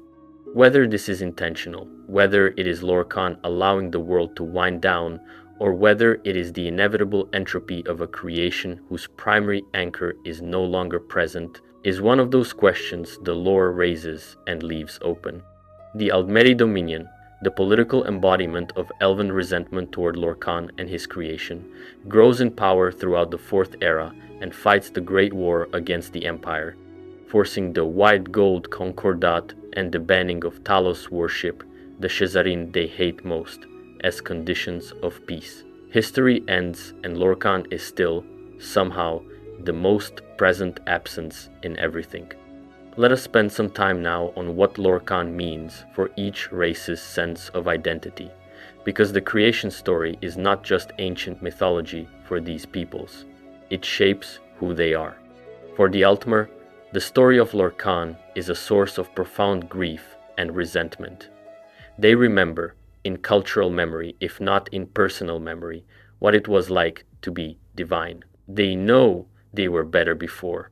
Their entire culture is built around trying to recover divinity, through art, through magic, through ritual, through political power, through the towers they built in imitation of Adamantia. The Thalmor's project of deactivating towers is the most extreme expression of this, but it is not separate from Altmeri culture. It is the logical extreme of a cultural wound that has been open since the Dawn era. For the Nords, the story of Shor is a source of pride and motivation. They were the people Shor chose to fight alongside him. The Elnofay wars were their wars, their ancestors beside their god in the biggest battle of all time. Sovngarde is the promise that the relationship is ongoing, that there is still a place prepared for them, still a seat at the table in the final hall. When the Nords fight, they fight for something that goes all the way back to Shor's cause. For the Dunmer, the story is a test they are perpetually taking. Every hardship in Morrowind, every eruption from Red Mountain, every war and occupation and plague is the test Lorkhan set up for them. They are supposed to be forged by this, The ones who break are failing the test. The ones who endure are proving their worth for whatever comes next. For the Khajiit, Lorkhaj is in their bodies. He is in the moons that determine what shape they are born into. He is in the pull of the dark heart that threatens to corrupt their souls. He is in the protective light of the sky guardian that Azura created from his ashes. Every Khajiit is fighting Lorkhaj's war within themselves, the pull between the moon beast and the sky guardian, every single day of their lives. For the Red Guards, Sap is the reason they are here and the reason everything is hard. He tricked their ancestors into this world and left them far from the far shores. Their entire culture of fierce independence, their refusal to trust supernatural aid, their emphasis on individual skill and self-reliance, is a direct response to having been tricked by a cosmic entity and being determined never to be tricked again. The Ragada did not ask for divine help in their invasion of Hammerfell. They fought for it themselves. For the Imperials, Shesar is the forgotten god, the missing sibling, the one who fought for them and then vanished. The entire structure of the Cyrodiilic Empire, from Elysia to the Septims, rests on the foundation of a god who probably bled that empire into existence and then disappeared. The red on the empire's banner is the red of Lorkhan's blood. For the Bretons, he is the bad man. And maybe that is honest. Maybe for a people who sit between human and elven ancestry, unable to fully commit to either side of the Lorkhan debate, he is bad and we avoid him, is the most authentic thing they can say. Let us go back and spend more time with something we moved through quickly, the actual mechanics of how Mundus was built, because understanding the construction process makes Lorkhan's tragedy and his potential genius much more legible. When the Etada agreed to Lorkhan's proposal, they were not all contributing equally. Magnus was heavily involved in the design work, determining how the 12 original worlds that would eventually be compressed into Nirn would be structured and connected. This is why magic flows from the sun. When Magnus later fled the project and tore himself free from Mundus, the hole left behind poured magical energy from Aetherius into the mortal world. Every mage who has ever cast a spell draws on the scar from that departure. Other spirits contributed more passively, simply offering up portions of their divine substance to the construction without actively shaping what was built. These are the spirits who became the earthbones, the laws of nature, the things we interact with every day without realizing we are touching the remains of ancient divine beings. Gravity is a dead god. The cycle of seasons is a dead god. The fact that water flows downhill is a divine principle that some spirit agreed to embody and then got absorbed into the world as it solidified around them. Y'ffre made the most complete version of this sacrifice for the Bosmer. He did not just contribute, he completely dissolved himself into the natural laws of Tamriel's forests. He became nature itself, became the principle of the green, and in doing so, he gave the Bosmer a special relationship with the forest that no other race has. The Green Pact, the agreement between the Bosmer and Y'ffre, is binding in a way that most divine covenants are not, because Y'ffre is not just a god who made a promise. He is literally the forest. Breaking the Green Pact is not just religious transgression, it is a physical violation of the world's structure. Lorkhan's own contribution to the construction is interesting and contested. The Elven version says he put nothing of himself into the construction, that he was the architect of the scheme and the recruiter of the labor, but did not actually sacrifice his own divine substance the way the other Aedra did. He stayed whole while they diminished. This is presented as evidence of his treachery. He got the benefit of a world, while others paid the cost. The human interpretation, the one more sympathetic to Lorkhan, argues that his sacrifice was the greatest of all. He did not just give part of himself, he gave everything. His heart became the heart of the world. His body became the moon's. The Nirn itself is suffused with his presence in a way that makes the other Aedra's contributions look modest by comparison. He did not hold back. He poured in so completely that nothing was left. The question of which interpretation is correct hinges on whether Lorkhan's sacrifice was voluntary or punitive. If Trinimec ripping his heart out was a punishment, then maybe his plan was always to stay whole and use the others. If the heart, being the heart of the world, was always the plan, then Lorkhan knew exactly what was going to happen and accepted it, which is a degree of self-sacrifice that nobody in the universe fully appreciated. Consider, you build a world, you convince others to help, you know that building it will cost everyone their divinity. You build it anyway. You do not run when they punish you. You do not fight back. You accept the extraction of your heart. You let your body become the moon's. You let your blood crystallize in the dirt. Because none of that matters if the world works. None of it matters if the experiment succeeds. You are the first martyr, and you are spending your death on a bet that most of the people you are dying for will never even believe you made. That reading requires a level of deliberate, eyes open, meaningful sacrifice that would make Lorkhan one of the most genuinely heroic figures in any fictional cosmology, and it is absolutely plausible. The lore allows it. More than allows it, it keeps nudging you toward it. Let us now talk about the 12 worlds, because this is a piece of the prehistory that does not get enough attention. Before Nirn as a single unified planet, the construction of Mundus went through an intermediate stage, where 12 separate worlds were created, each one corresponding to a major divine contributor. These 12 worlds are described in some traditions as the actual bodies of the Aedra, physical manifestations of their divine nature, real realms that existed before being combined. In others, they are more like 12 stages of a construction project that got merged when it became clear that 12 separate pieces were not stable enough to stand on their own. There are references scattered through the lore to the 12 worlds of the Dawn era, and to a kind of battle or conflict between them before they were combined into Nirn. The ancient forces of the pre-dawn clashed over these worlds, destroying some, reshaping others.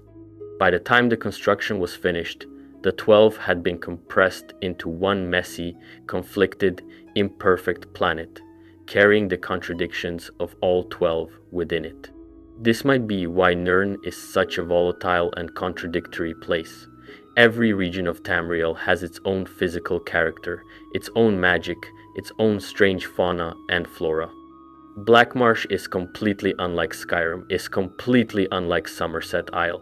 The continent is not homogeneous because it was never really one thing to begin with. It is 12 things crammed together, and the seams show.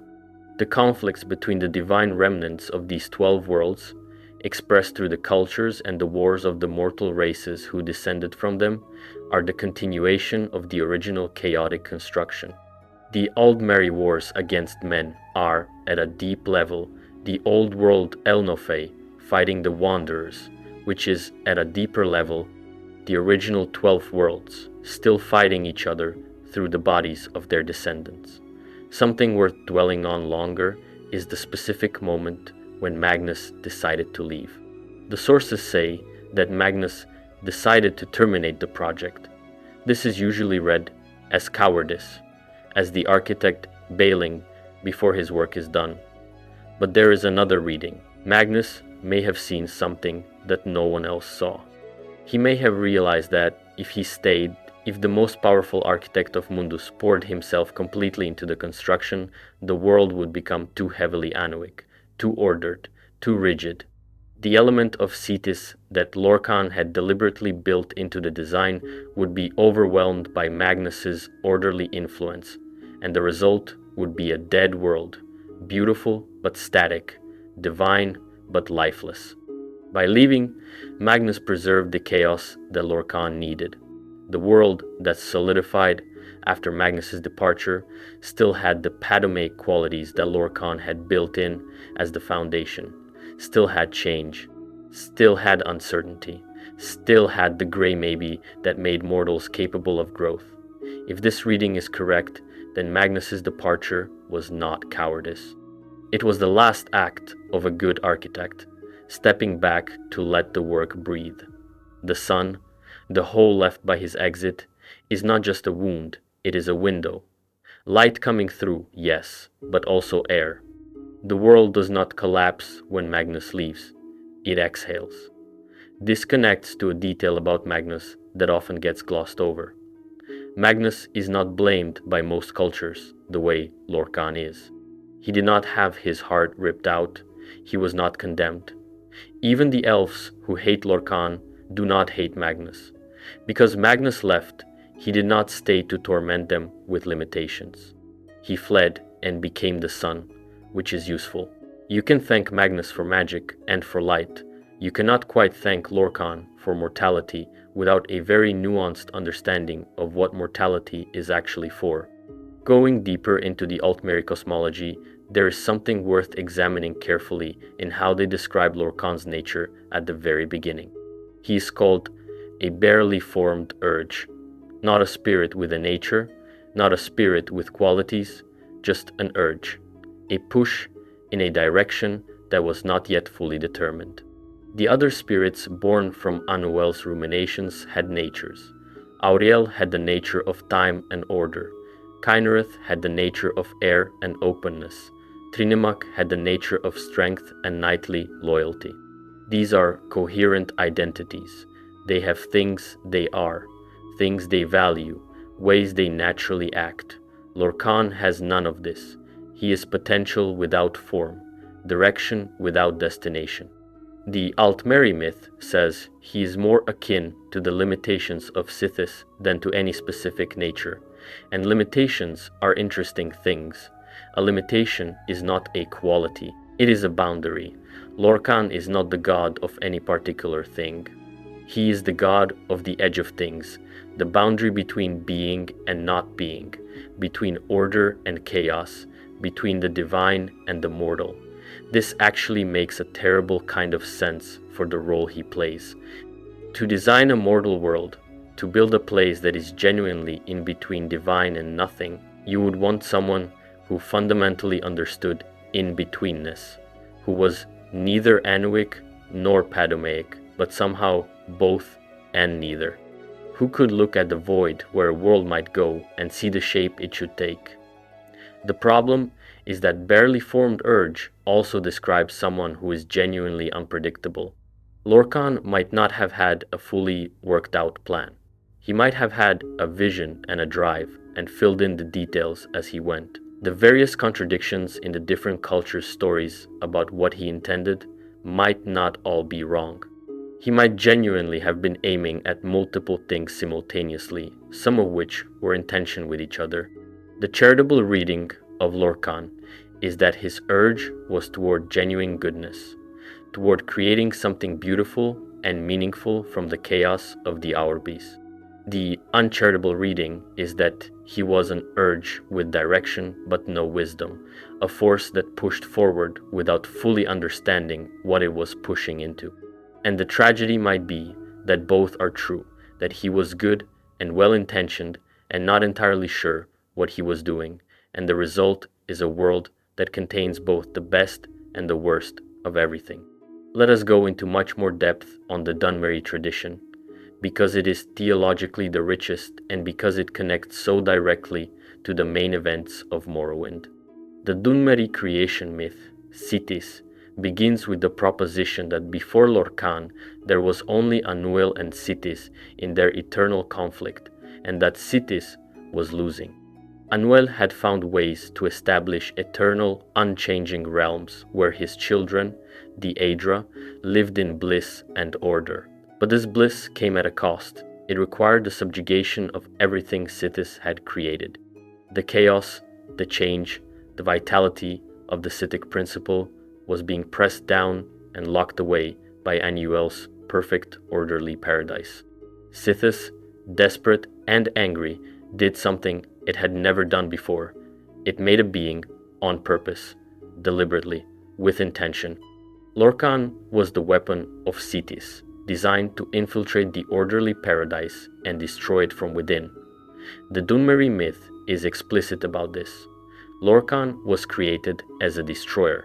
But what does it mean to destroy an illusionary realm of everlasting imperfection? The Dunmeri text uses this fascinating phrase, calling the divine order that the Aedra maintained an illusion, not a reality. The suggestion is that the Anuic paradise was itself a kind of lie, a perfect seeming structure that sustained itself by pretending its limitations were strengths. And Lorkhan's destruction of that structure was not an act of evil, but of liberation, a forced confrontation with a truth that the divine beings had been successfully avoiding. When Lorkhan approached the Aedra and proposed Mundus, he was not just proposing a world, he was proposing honesty. He was saying, "You have been living in a beautiful lie. What if we built something real? What if we made something that was genuinely limited, genuinely mortal, genuinely hard, and out of that difficulty produced something authentic?" The Aedra agreed, in this version, not out of deception, but out of a deep recognition of what Lorkhan was offering. Even Anuiel participated, because even the supreme principle of order understood, at some level, that a world with genuine stakes was more meaningful than a paradise with none. But the Dunmeri text also introduces a twist. According to the teachings of Boethia, the Daedric prince of deceit and conspiracy, Lorkhan was betrayed by Magnus and the Aedra when the real consequences became clear. When the divine beings realized how much they were going to lose, they turned on Lorkhan. The destruction of his divine center was not just punishment, it was revenge. They used him and then destroyed him when the project was complete. This is important because it means, in the Dunmeri view, that the elves and their gods bear responsibility for what happened to Lorkhan, in addition to Lorkhan bearing responsibility for what happened to the elves. The resentment runs in both directions. Lorkhan manipulated the Aedra, yes, but the Aedra also destroyed the being who made their world possible the moment he was no longer convenient to them. The Dunmer occupy an uncomfortable middle position in this, because they are elves who have rejected the dominant elven view of Lorkhan. They keep the tribunal, three people who drew power directly from Lorkhan's heart. They venerate ancestors who fought alongside the Chimer in ways that acknowledge the messy moral history of their people. They accept that their gray skin is a punishment they earned and do not pretend otherwise. The Dunmer are the culture most willing to hold the complexity of the Lorkhan story without resolving it in either direction. And this willingness to sit with moral ambiguity is, in many ways, the most honest response to what Lorkhan actually was. The relationship between Azura and Lorkhan is something the lore touches on from multiple angles and never quite resolves, and it deserves its own section. Azura is the Daedric prince of dusk and dawn, of boundaries, of prophecy, of the transition between states. She is specifically associated with the Chimer and then the Dunmer, and her punishment of the tribunal is one of the most dramatic acts a Daedric prince takes in the history of Tamriel. She changed the physical appearance of an entire people. That is not a metaphor, that is a tangible, biological transformation applied to every Chimer simultaneously when the tribunal broke their covenant. But Azura's relationship with the Lorkhan story goes deeper than just punishing the tribunal. In the Khajiit mythology, Azura is the one who receives the dying Lorkhaj and performs his funeral. She burns his body, she mourns him, she scatters his ashes across the lunar lattice. She is the one who later calls his true spirit back as the Sky Guardian.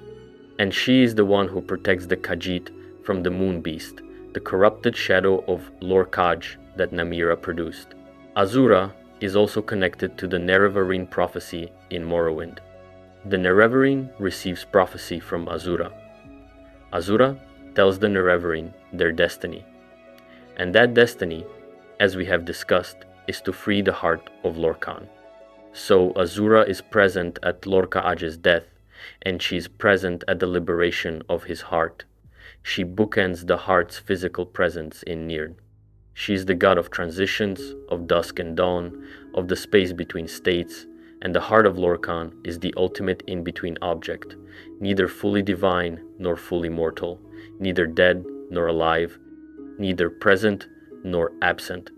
This suggests something worth considering. Maybe Azura knows more about what Lorkhan was actually doing than anyone else in the mythology. Her consistent involvement at the key moments of his story is too consistent to be coincidence. She mourned him as Lorkhaj. She avenged the misuse of his heart by the tribunal. She guided the agent of his liberation in the Nerevarine prophecy. If anyone in the cosmology understood Lorkhan's long game, it might be the Daedric prince, whose entire domain is the boundary between things. Let us go deeper into the Battle of Red Mountain, because there are multiple versions and they all matter. The Chimer version is the most official in terms of recorded Dunmerry history. Here is what it says, reconstructed from multiple sources. The First Council, the alliance of Chimer and Dwemer, defeated the Nordic invaders and established Chimer-Dwemer joint sovereignty over Resdain. But then, around 1 E700, a crisis emerged. Vorin Dagoth, a member of House Dagoth and one of Nerevar's most trusted companions, came to Nerevar with urgent information. Kagrenak had found the heart of Lorkhan and was building a mechanical god from it. Nerevar consulted the tribunal and consulted the Daedric princes he and the Chimer revered. The decision was made to confront Kagrenak. Nerevar went to Dumak, his Dwemer counterpart and personal friend, and asked him about this directly.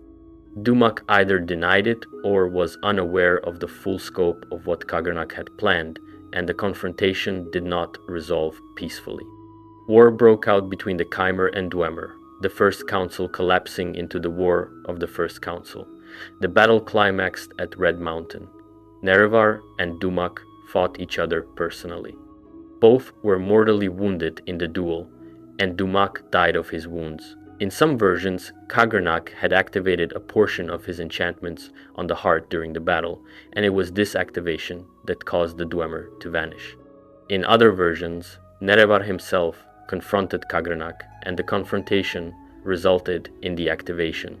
The disappearance of the entire Dwemer race, everywhere simultaneously, is what ended the battle. Nerevar, dying, entrusted Kagrenak's 3 tools to Vorin Dagoth with instructions. Do not use the tools, and do not let anyone else use the tools. Nerevar then met with the tribunal to decide what to do next, and shortly after, the official story says Nerevar died of his wounds.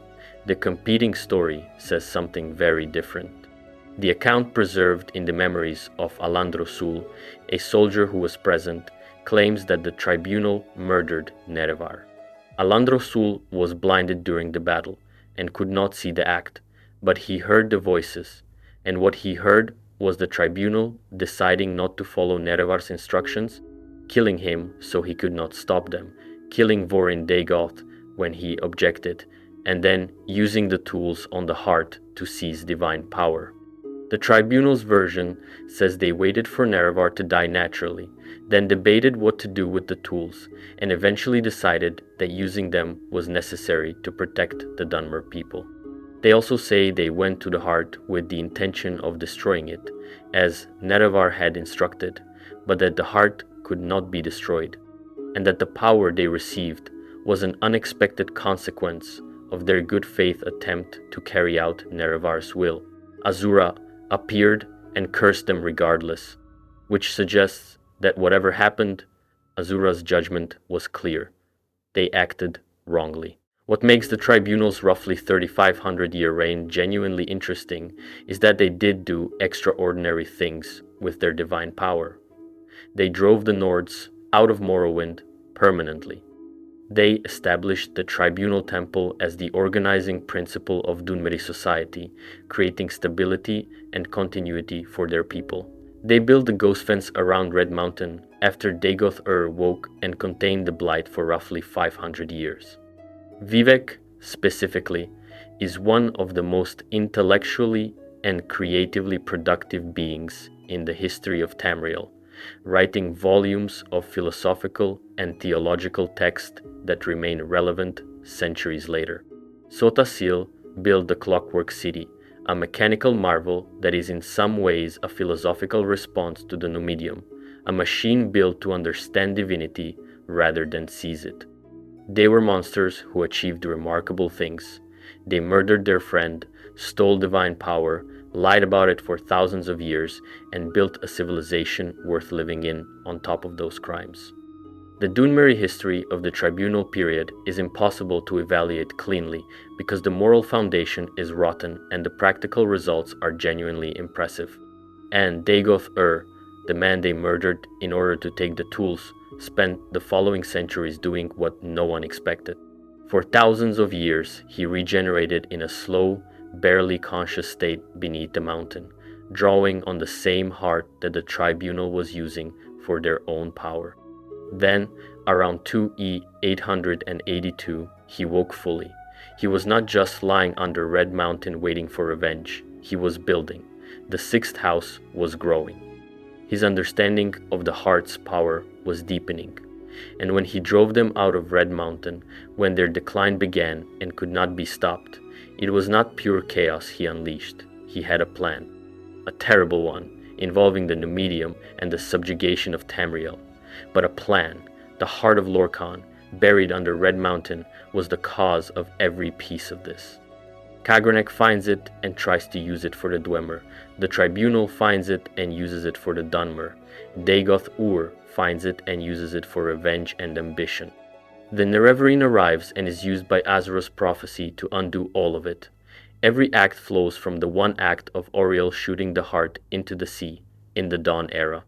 Now let us talk about Vivec specifically, because Vivec is probably the most fully realized fictional deity in all of Elder Scrolls lore, and his relationship with Lorkhan is unlike any other characters.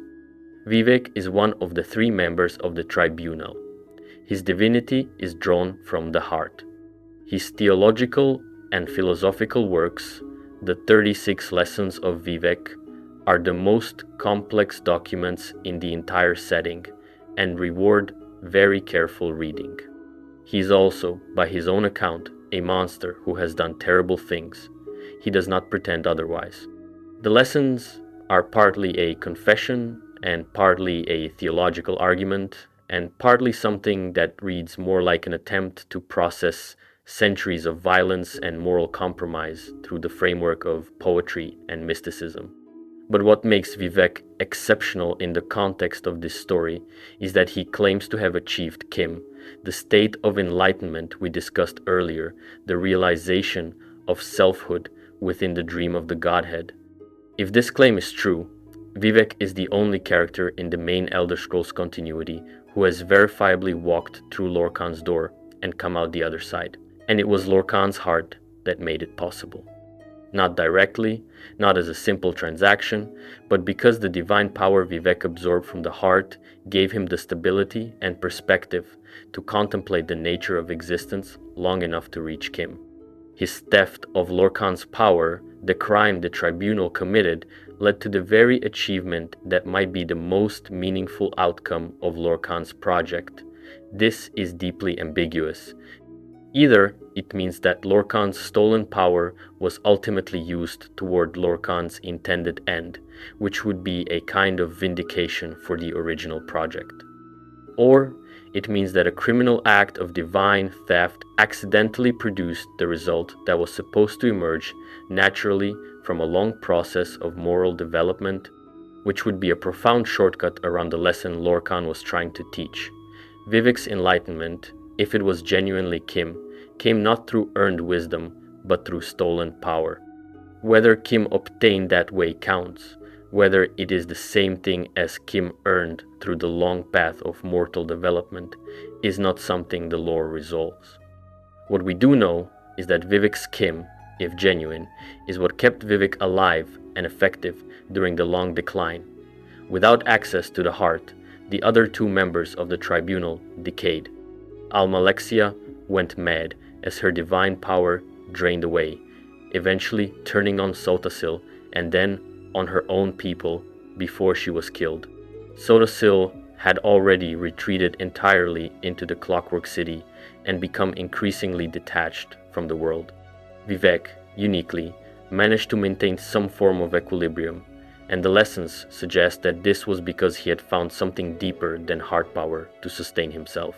He also, crucially, did not fight the Nerevarines' mission. The tribunal tried to suppress the Nerevarine prophecy, but Vivek, by the time of Morrowind's events, was willing to help.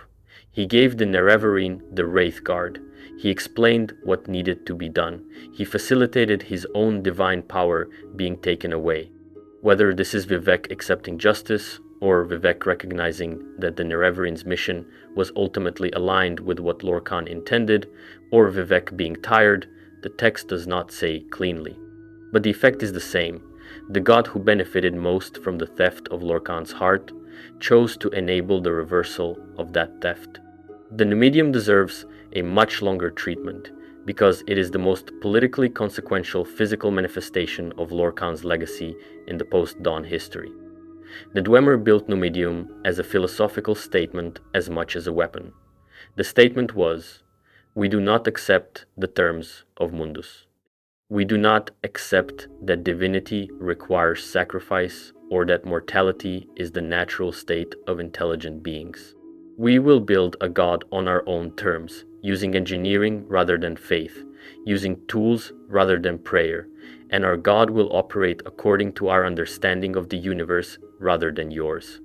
This is the most coherent anti-Lorkhan project in history, and its architects were elves, which is appropriate given that elves as a group resent what Lorkhan did to them.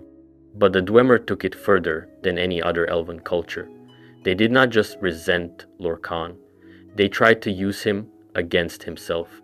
They tried to take the divine power that he had left behind in his heart and repurpose it for a Dwemery agenda that would, in some interpretations, have essentially undone mortality in at least a local sense. There is a text called Divine Metaphysics, attributed to Kagrenak, that explains the Dwemery plan in philosophical terms. The basic idea is that the Etara who participated in creating Mundus defined what they were in the process of making it, becoming bound to the Earthbones as a result. The Dwemer's plan with the heart was to use its power to make a new thing, something that was neither mortal nor conventionally divine, something that operated by the laws the Dwemer themselves designed rather than the laws that the Etada established in the Dawn era. Numidium was supposed to be a god of a new type, a Dwemery divinity that answered to Dwemery principles. Whether this would have worked is unknowable because Kagrenak never got to activate it in the way he planned. What we know is that when he used the tools during the Battle of Red Mountain, with Nerevar and the Chimer surrounding the mountain and the Dwemer civilization hanging in the balance, whatever he did was catastrophic. The entire Dwemer race vanished, not just the ones in Red Mountain, not just the soldiers or the scholars. Every Dwemer, everywhere in the world, instantaneously gone. The most accepted interpretation is that Kagrenak's use of the tools was not the intended activation of Numidium, but something more desperate, an attempt to use the heart's power to save the Dwemer in the moment of their military defeat. And whatever he did, the result was that the Dwemer were either merged with the heart, becoming part of its divine substance, or were translated wholesale to a different plane of existence, or were simply destroyed in a way that left no trace.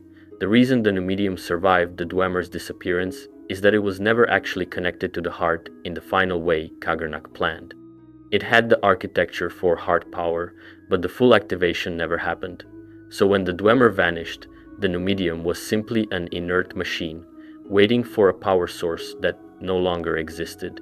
What is particularly interesting about the Numidium is what it represents metaphysically. As a tower built to house Lorkhan's heart, it is a Lorkhanic object even though it was built by people who rejected Lorkhan. The Dwemer designed a container for divine power that they specifically intended to override the natural laws Lorkhan's heart had inscribed on the world. But in using heart power, they were inherently working within Lorkhan's framework. You cannot use the heart to escape the heart's consequences. Whatever the Numidium would have done if fully activated, it would have been doing it using the same divine substance that holds Mundus together. It would have been Lorkhan, weaponized against Lorkhan's rules, by people who thought they were escaping Lorkhan's design. There is an irony here that would have been satisfying to the god who tricked everyone into creating the world in the first place. Let us discuss the Marukati Selective and the Middle Dawn, because this is one of the strangest events in all of Elder Scrolls history, and it connects directly to the question of what Lorkhan and Akatosh are to each other. The Marukati Selective was a faction within the Alessian Order, the religious and political movement that briefly dominated the First Era Cyrodiilic Empire. They were monotheistic in an extreme way, believing that Akatosh was the only true god, and that all other divine entities were either fragments of Akatosh or corruptions of the divine. Their project was to purify Akatosh by separating out all the elven contamination from the Dragon of Time, removing the aerial aspect and the aerial aspect and all the other elven names and faces that had been plastered onto the same underlying deity over millennia. The Marukati Selective danced on the towers, specifically on the White Gold Tower, and their ritual caused what is known as the Middle Dawn, or the Dragon Break. A dragon break is a fracture in linear time. During a dragon break, causality stops functioning normally. Multiple contradictory things can be true simultaneously. Time does not flow forward, but rather branches and folds back on itself in ways that are impossible to reconcile after the fact. The Middle Dawn lasted for 1008 years, and during it, events occurred that could never have occurred in linear time. The Alessian Order reached its peak, carried out countless atrocities, and also did not do those things. Multiple emperors ruled simultaneously. Multiple versions of events existed simultaneously. History during the Middle Dawn is literally unreliable because the nature of history changed during the period. The Marukati Selective believed their ritual worked. They believed they had successfully removed the elven aspects from Akatosh and purified him into a properly imperial deity. What actually happened, as far as scholars can determine, is that they fractured time so severely that Akatosh, the dragon god of time, was damaged. The relationship between different aspects of Akatosh, including potentially his Lorkhan aspect, if that theory is correct, was disrupted in ways that still reverberate through the lore. The Thalmor, who want to undo Mundus, are in some ways the inheritors of the Marukati project, but with opposite goals. The Marukati wanted to purify Akatosh by removing elven contamination. The Thalmor want to dissolve Mundus by removing the towers that hold it together. Both groups are trying to work at the level of fundamental metaphysics, trying to change the rules of reality itself. And both groups are, in some sense, reacting to Lorkhan's original act, either trying to purify the divinity he compromised or trying to undo the world he built. The question of Lorkhan's relationship to the Dark Brotherhood is worth a moment. The Dark Brotherhood's creation mythology says that Lorkhan was engendered by Sithis specifically to destroy the universe, because the Aedra had enslaved everything Sithis created. This makes Lorkhan a weapon of chaos and destruction in the Brotherhood's theology, which fits their general orientation towards Sithis and death. But there is a fascinating tension in this when you look at Skyrim.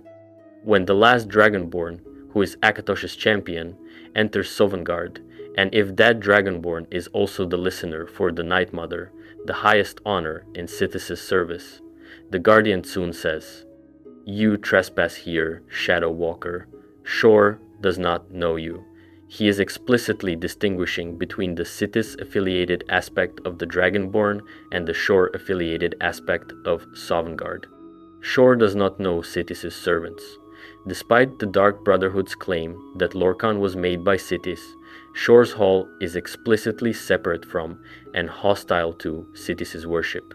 Shor built Sovngarde as a gift to mortal men, a place of heroism and honor. Sithis servants assassins, and agents of death do not belong there. This could mean the Dark Brotherhood is simply wrong about Lorkhan's origin, that their claim to Lorkhanic heritage is self-serving mythology.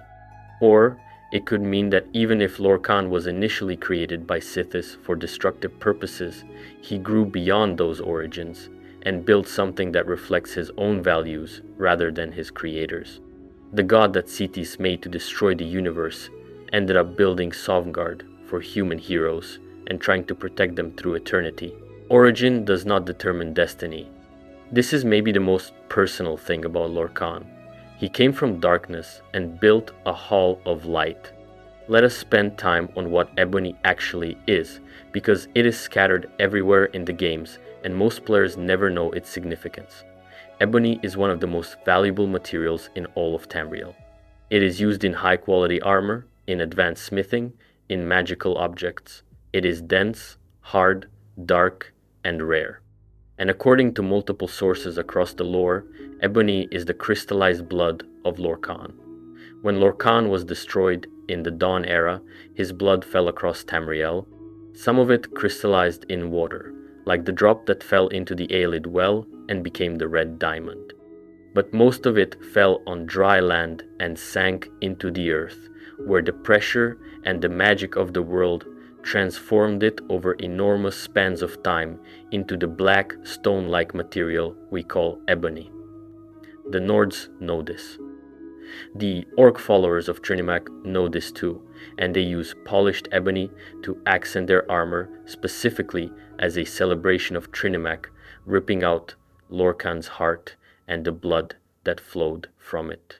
Every piece of ebony equipment in the game is made from the blood of the god who made the world. There is also Nirncrux, a material associated with Craglorn in the Elder Scrolls Online era, which the Nords believed to be another form of Shor's blood. The sky shards that fall from Aetherius in the Second Era are sometimes associated with Lorkhan as well, described as carrying the essence of Nirn itself, which would make them miniature pieces of Lorkhan's remaining divine substance falling back down to the world he made. So when you craft an ebony sword, or collect a sky shard, or examine a piece of Nirncrux, you are handling the literal remains of the most important god in the history of the setting. The world is made of him, and he is made of the world, and the things that fall from the sky and sink into the earth and crystallize into minerals are pieces of a story that started before time began. Let us also go deeper on the Aelid connection to Lorkhan, because the Aelids are a deeply underexplored culture and their relationship with the divine artifacts of the Dawn era is genuinely fascinating. The Aelids were the Heartland Elves, a branch of the Aldmer who settled in the central region of Tamriel and built an empire there before the Alessian revolt destroyed them. They were brilliant architects and scholars, and they preserved more of the Dawn era's magical traditions than almost any other culture. Their magical systems, the Welkin Stones and Varla Stones and Eyelide Wells, are all connected to the great magical infrastructure of the early world. The Aelids were also Daedra worshippers, which put them philosophically at odds with the Eight Divines tradition. This is important because it means their relationship with Lorkhan was shaped by a Daedric rather than Aedric theological framework. They did not see the Aedra as the good guys and the Daedra as the bad guys. They saw the Daedra as legitimate divine powers with their own domains and qualities. In this framework, the drop of Lorkhan's blood that fell into their well and became the red diamond was not just a lucky mineral discovery. It was a sacred artifact of divine origin, and they treated it accordingly. The Aelids, who fashioned the Kim El Adabal from that blood, knew exactly what they were doing. They were making a vessel for divine power from the remains of the most consequential divine being in the history of their world. The quality and the magical potency of the result reflect how much care and knowledge they brought to the task. And then, this artifact, which Aelids made from Lorkhan's blood, became the centerpiece of the agreement that legitimized human rule over the region the Aelids had dominated. The red diamond, given to Alessia by whatever divine power gave it to her, was given by someone who understood the symbolism. The blood of the god of mankind, fashioned by the people who enslaved mankind, becoming the seal of mankind's liberation. There is a cosmic fairness to that sequence that feels deliberately constructed. Now let us talk about the Numidium in Daggerfall in more depth, because the events there are directly relevant to our understanding of the Walkbrass Tower and its connection to Lorkhan's heart. The Walkbrass Tower, the Numidium, was designed to use the heart as its stone. When the heart was unavailable, the mantella was substituted. The mantella, as a replacement stone, was made from something that was at least Lorkhanic in character, even if not literally the heart. Wulfheart, if the composite soul theory is correct, was one component of the mantella, and Wulfheart was a Shesarine. So the Numidium's substitute stone was made partly from the soul of a mortal avatar of Lorkhan. The warp in the west, the dragon break caused by the Numidium's reactivation in Daggerfall, was a reality fracture on the level of the Middle Dawn. Multiple factions activated it simultaneously, and multiple contradictory outcomes were all true simultaneously. This is only possible when a tower stone disrupts the normal linear flow of time. The tower was doing what it was designed to do, rewriting the story of its domain. Except it was doing so with several contradictory instructions at once, and the result was several contradictory histories, all being equally valid. The specific outcome that the canonical Elder Scrolls timeline settled on after the Dragon Break ended is that the Numidium was destroyed, the Walkbrass Tower deactivated. And this mattered enormously for what came next, because the Walkbrass was the first tower to fall in the closing stretch of the Third Era, 10 years before the Red Tower lost its stone in Morrowind, and 16 years before the Crystal Tower and White Gold Tower both fell during the Oblivion Crisis. Each deactivated tower is a loss of narrative coherence for Mundus. The towers were not just physical structures, they were stories. They were ways that the world told itself what it was supposed to be. With each tower that falls, the world becomes slightly less certain about itself, slightly more open to the forces outside it that would love to come in and impose their own narratives. And they fall in a cascade that begins the moment the Numidium activates in the Iliac Bay. There is one more piece of lore that we should sit with before getting to the final theories, and that is the concept of Nirn itself as Lorkhan's body. One of the most comprehensive heart stories in the lore describes the situation this way. When the other Etada gave parts of themselves to create Mundus, each became a plane in the cosmos. Each divine contributor became a kind of celestial body in the Mundus system. Akatosh is time itself, manifest as the primary organizing principle of the universe. Archai is the cycle of birth and death. Julianos is knowledge and logic, and so on. Each of the 8 divines corresponds to a principle that you can observe in the fabric of reality. Lorkhan's contribution was the mortal world itself. Nirn is his. It is his body, his substance, the thing he poured himself into so completely that nothing was left.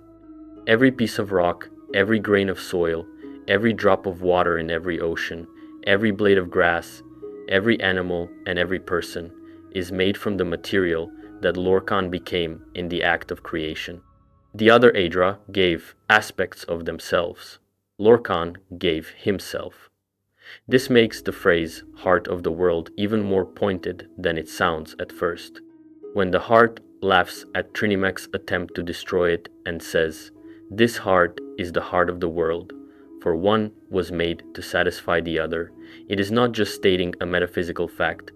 It is saying, you cannot destroy the heart of Nirn without destroying Nirn.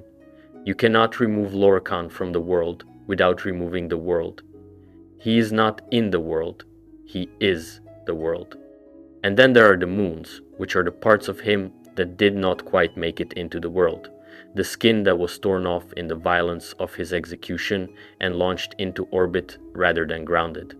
2 massive pieces of divine flesh that could not merge with Nirn because they were separated from it by force. They circle forever, drawn by gravity toward the world their other half became. never able to reunite with it. There is something in this that is genuinely moving if you let it land. The moons are not just the remains of a god. They are the parts of a being that were separated from the rest of it, that long to return but cannot, that circle the thing they should be part of for eternity without being able to touch it. Every night, Lorkhan's separated pieces come back into view. Every dawn, they set. Over and over, the divided god circles the unified god, and neither can be complete. Let us now address a question the lore raises, but never fully answers. Why did Lorkhan choose men as his champions after the world was built? After convention, after the heart was ripped out and the gods left for Aetherius, the world was populated by the descendants of the surviving Etada. These descendants divided into two groups, the ones who would become elves and the ones who would become men. In the mythological framing, the old Elnofay who stayed and became elves were the descendants of the more organized Anuic spirits who had built the more structured kingdoms of early Nirn. The wanderers who became men were the descendants of weaker, less organized spirits who scattered to the margins. Men are, by the dominant reading of the lore, descended from the lesser survivors of the dawn. They are not the children of the great Etada who built the world.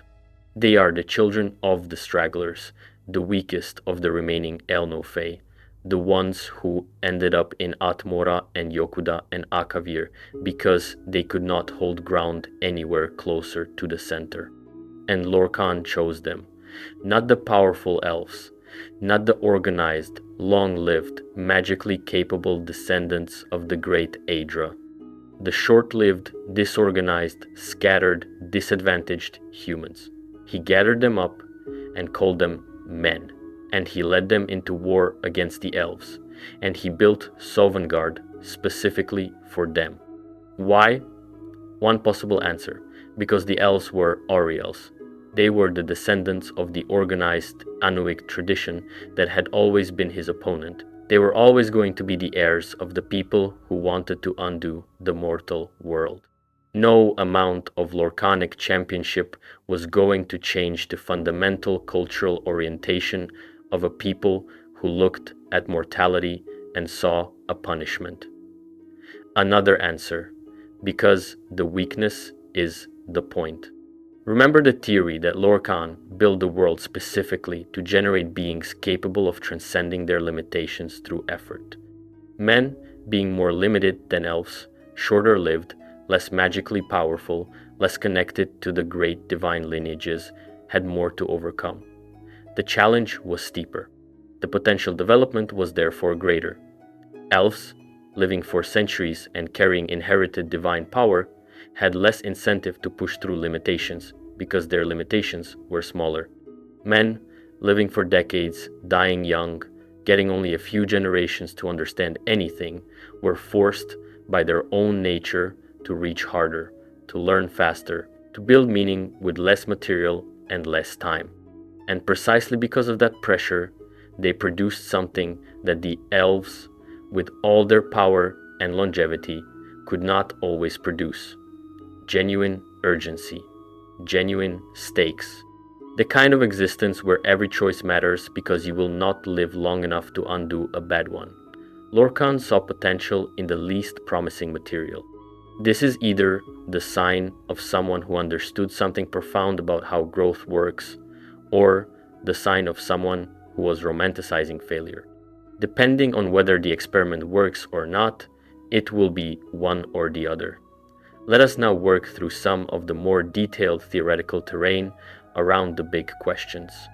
The Lorkhan as Daedra theory is more nuanced than "is he a Daedra" suggests. The question the theory is really asking is, was the mortal plane meant to be a trap? The Daedric princes each have an oblivion plane that they shape according to their own will. These planes are perfect expressions of their nature. Cold Harbor is Molag Bal's nature made physical, a place of cold and domination. The hunting grounds are Hircine's nature made physical, a place of eternal pursuit, and so on. Every Daedric realm reflects the values of its creator. If Nirn is Lorkhan's plane, shaped according to Lorkhan's values, then what are Lorkhan's values? What would a world shaped by an urge rather than a nature look like? It would look like change. It would look like conflict. It would look like uncertainty, possibility, growth and death, and growth again. It would look, essentially, exactly like Nirn. Mankar Kamoran's claim that Tamriel is Myrun's Dagon's realm is based on the idea that Dagon's sphere is change and destruction. But this could equally apply to Lorkhan. Change is Lorkhan's father, Padome's domain. Change was built into the structure of Mundus from the beginning. If you follow the chain of reasoning, Mundus is a place of change, made physical by the entity whose nature was most aligned with change. The counter-argument is the most important one. Lorkhan wanted the Aedra to participate. A Daedric plane is made by one entity. Mundus was made by many, and the fact that the 8 divines are baked into its structure, literally its physical laws, is evidence that it was intended to be a place where multiple divine principles coexist. No Daedric plane has that kind of multipolar structure. Mehrunes Dagon's plane does not have shrines to Kynareth in it, so maybe Mundus is not a Daedric plane in the technical sense, but it has Daedric qualities. It has the quality of Sithis baked into it. It is not stable and static the way a properly Anuic creation would be. It is messy and violent and alive in a way that more ordered creations are not. If you want to call it the plane of Lorkhan without calling it a Daedric plane, you probably can. It is the plane of the missing god, which is a category unto itself. The Lorkhan and Akatosh as brothers or twins theory becomes even more interesting when you look at their respective domains. Akatosh governs time. His nature is the dragon of time, the principle that holds the sequence of cause and effect together that makes before and after meaningful. He is the first spirit to define himself, and his self-definition was time. Without Akatosh, nothing would come before anything else, and nothing would come after. Lorkhan governs space. Or, more precisely, he governs the place where time happens. The mortal plane is the arena in which Akatosh's time plays out. Without Lorkhan's world, Akatosh's time would be meaningless, a sequence of nothings. Without Akatosh's time, Lorkhan's world would be an eternal frozen moment, unchanging and dead. Time and space. This is the space-time duality that underlies all of physics in the real world, and the Elder Scrolls is building this duality into their cosmology.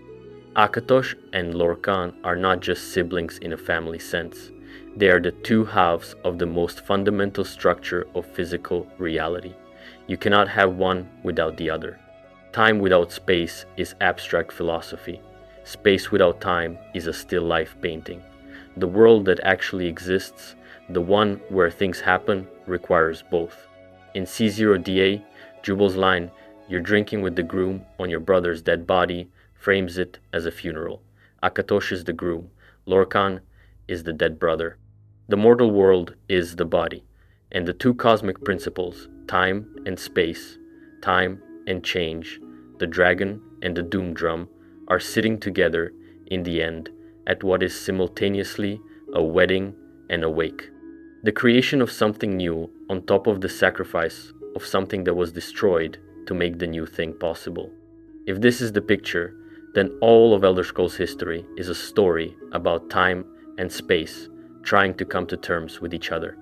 Akatosh holding linear time together. Lorkhan's chaos threatening to break it apart. Every dragon break is a moment when Lorkhan wins temporarily and time frays. Every moment of historical stability is Akatosh holding the line. And Sovngarde, Lorkhan's gift to mankind, is also the place where Alduin, who is Akatosh's world eater aspect, comes to feed. The two brothers' domains overlap in the most contested space of all, the afterlife of mortal heroes. There is also the question of what the various living Shesarines were actually experiencing. Pelinal Whitestrake, by all accounts, was genuinely suffering. His battle madness was not a superpower, he could turn on and off. It was a condition he lived with, an inability to fully distinguish his dawn-era memories from his present reality, a rage that came from somewhere so deep and so old that no amount of human willpower could quiet it. He killed a tribe of Khajiit by mistake. He had to be physically restrained by Alessia. He was, in his own words, something that needed to be aimed rather than guided. If Pelinal was Lorkhan, if Lorkhan was genuinely experiencing the world through Pelinal's body, then the battle madness might have been Lorkhan's anger at being mortal, at being bounded, at being in a body that could die and bleed and make mistakes. The god who built the world, experiencing what his world actually feels like from the inside, with no divine buffer between him and the limitations he designed. Every limitation Pelinal suffered was a limitation Lorkhan created. Every wound Pelinal took was the world Lorkhan built, pushing back against him. This reading makes the moments when Alessia could calm Pelinal particularly significant. She is described as the only one who could reach him. And her relationship to Shesar is intimate. She believed freedom was another name for him. She was the cause he was fighting for. She was the mortal who his whole project was meant to produce. If Pelinal is Lorkhan incarnate, then the only thing that could penetrate his divine madness was the sight of a mortal who had done exactly what he built the world to make possible, who looked at impossible circumstances and chose to make something anyway. Wulfhart's experience was different but equally significant. He was a king who became an ash king, who died and was reconstituted from his own ashes multiple times, who eventually lost himself so completely to the divine current of Shor's will that he could not maintain a clear sense of individual identity without an external anchor. He became the Shesarine in the most complete way, not just carrying Lorkhan's mission, but losing the boundary between his own identity and Lorkhan's. This is exactly the failure mode that Kim is designed to avoid. The person who reaches Kim realizes their identity is part of a larger dream, but maintains it anyway. Wulfhart could not maintain his. He was absorbed. He became a piece of the Lorkhani current rather than an individual navigating it. His eventual merger into the Mantella, his soul used as a power source for the very machine Lorkhan's people built to try to escape Lorkhan's world, is one of the most darkly fitting ends in the entire mythology. Let us talk about the Oblivion Crisis again, because the connection to Lorkhan's legacy is more direct than it might seem. When Martin Septim shattered the Amulet of Kings to summon the avatar of Akatosh, he was destroying the crystallized blood of Lorkhan to call on the power of Lorkhan's brother god. The avatar of Akatosh appeared as a massive dragon, ancient and incomprehensibly powerful, and physically fought and destroyed the avatar of Mehrunes Dagon that had manifested in the Imperial City. Then both avatars and Martin Septim with them dissolved. What this means in terms of the towers is catastrophic. The white gold tower lost its stone.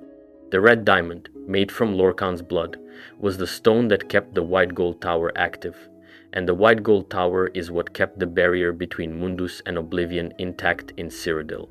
Once that stone was destroyed, the tower was deactivated, and the barrier weakened permanently. The aftermath of the Oblivion Crisis is a world where the barriers between Mundus and Oblivion are thinner than they have ever been.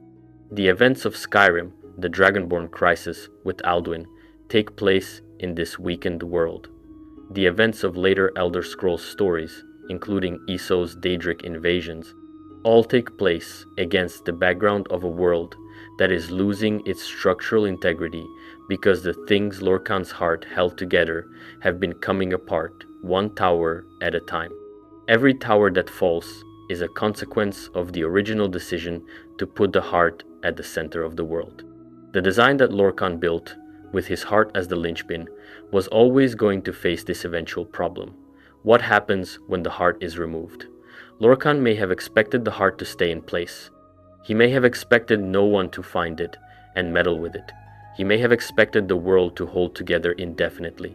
What he did not, perhaps, fully account for was that the world he built to produce change and growth and mortal development would produce mortals who were extremely good at finding divine artifacts and doing extremely consequential things with them. The same quality that makes the Nerevarine and the hero of Kvatch and the last Dragonborn possible, the quality of mortal hero production that may be the heart's defense mechanism for the world, is also the quality that leads mortals to do things like dig under volcanoes and use divine tools on divine hearts and accidentally delete entire civilizations. As we approach the final theories, let us consider the eschatological framework that all of this points toward. The Elder Scrolls universe has an end. The Nords call it the end of this age, the time when Alduin will stop being held back and be allowed to complete his function of eating the world and starting the next cycle. From the Yokudan perspective, this is just another shedding of the world skin, Satakal eating itself as it always does and always will. From the Ultimate perspective, it is the dissolution they have been working toward, the return to pure spirit. Shor's Hall in Sovngarde is full of heroes because they are waiting for this moment. Sure, Lorkhan has been assembling an army for the final reckoning, mortal champions who died well, gathering across all of history, waiting for the call to march. The word walls in Skyrim, inscribed in ancient Nordic dragon language, say, "Fear not the spectre of death, for he is the herald of glory and your guide to great Sovngarde." The Nords are not afraid of dying, because dying means joining Shor's army. Every great warrior who falls in battle goes directly to the side of the missing god and waits for the war that will matter more than any war in history. What is Shor's army going to fight? The lore does not fully say.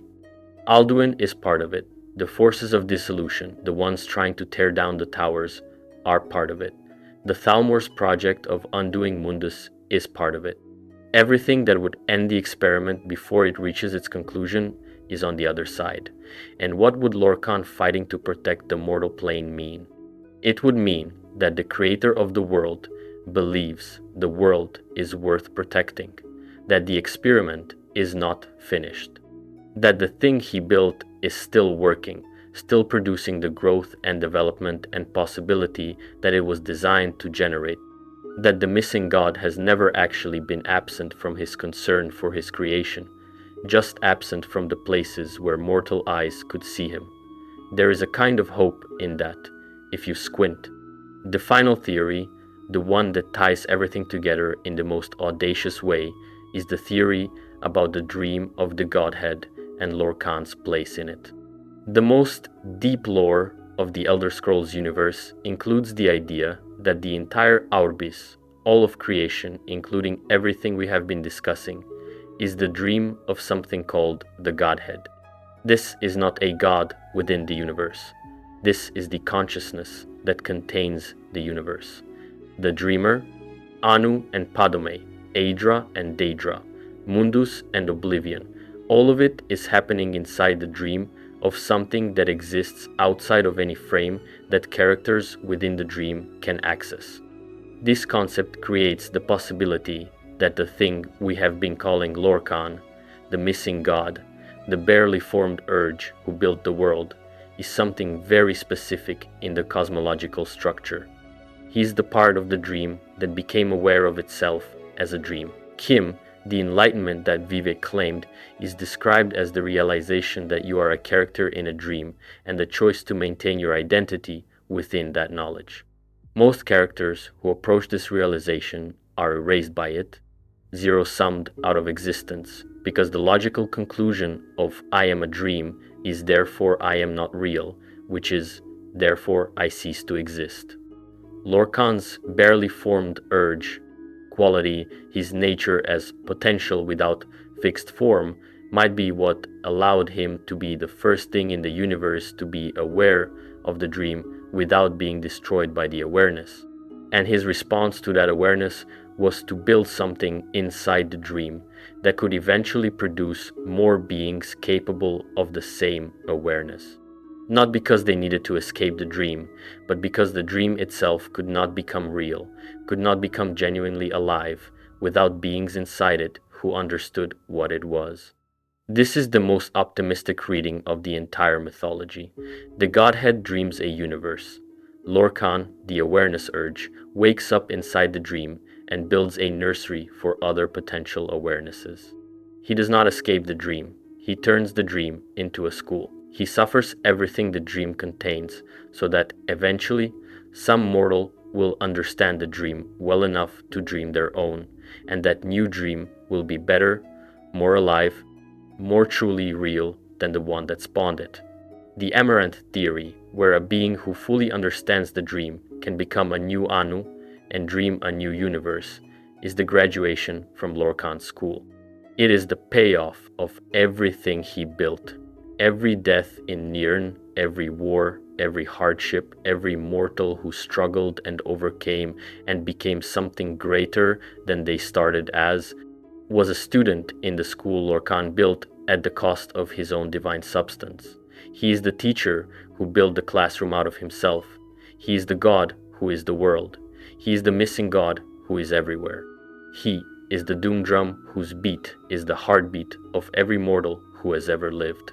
And if you have ever played an Elder Scrolls game, you have been in his classroom all along. There is one more layer we have not fully unwrapped, and it is the question of what the Lorkhan story tells us about the nature of worship itself in the Elder Scrolls universe. In most fantasy settings, worship is a fairly simple transaction. People pray to gods, gods give or withhold favor. The Elder Scrolls is doing something considerably more interesting. Worship in this universe is literally world building. When mortals tell stories about their gods, when they write myths and build temples and conduct rituals, they are not just commemorating divine beings who exist independently, they are shaping those divine beings. The act of mortal belief contributes to the nature and power of the entities being worshipped. This is why the different cultural versions of Lorkhan are not just different stories. They are different Lorkhans, each slightly distinct from the others, each carrying the weight of all the prayer and storytelling and ritual that their respective cultures poured into constructing him. The Nordic shore is genuinely different from the Khajiiti Lorkhaj in ways that go beyond simple different names for the same god. They are different aspects, shaped by different believers into different focuses. And the missing god is particularly susceptible to this process because he is missing. He is not present in any coherent form that can push back against mischaracterization. He is not showing up to correct the record the way Vivek wrote extensively to explain himself. The Altmer can call him the Doom Drum and mean something genuinely awful by it, and the Nordic Nords can call him the Whorefather and mean something genuinely noble by it, and both of those belief energies have been shaping and reshaping the same underlying entity for thousands of years.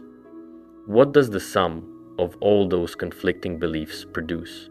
The answer might be the most Lorkhanic thing in the whole mythology, something that contains all of it. Something that is simultaneously the trickster and the martyr, the villain and the hero, the god of doom and the builder of holes, the force that enslaved spirits and the force that liberated them.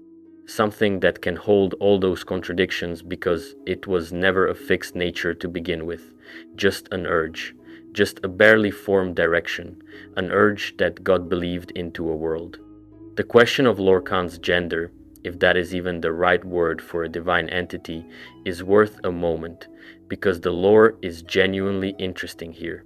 Most cultures describe Lorkhan with masculine pronouns, and the Nordic tradition specifically describes him as the husband of Kain.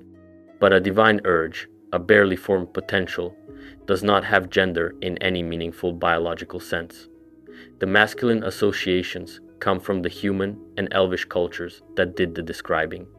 When the Nords needed a warrior king to lead their ancestors in battle, they described Shor in those terms. When the Altmer needed a trickster villain to blame for their mortality, they described Lorkhan as an adversarial masculine figure. In the Khajiit tradition, where Lorkhaj is born to Fadomai in the void and carries the great darkness, the relationships are more familial and less martial, and the gender dynamics are less rigid. In the Reachman tradition, where Lork walks wounded among his people, the qualities attributed to him are less about warrior masculinity and more about endurance and presence. The Shesarine tradition is also interesting here because several of the figures proposed as Shesarines are unambiguously female in some versions. The idea that Lorkhan incarnates as mortal champions does not restrict those incarnations to one gender. The urge toward human freedom, the drive to fight for mankind's survival against oppression, does not have a gender. It manifests wherever the need is greatest.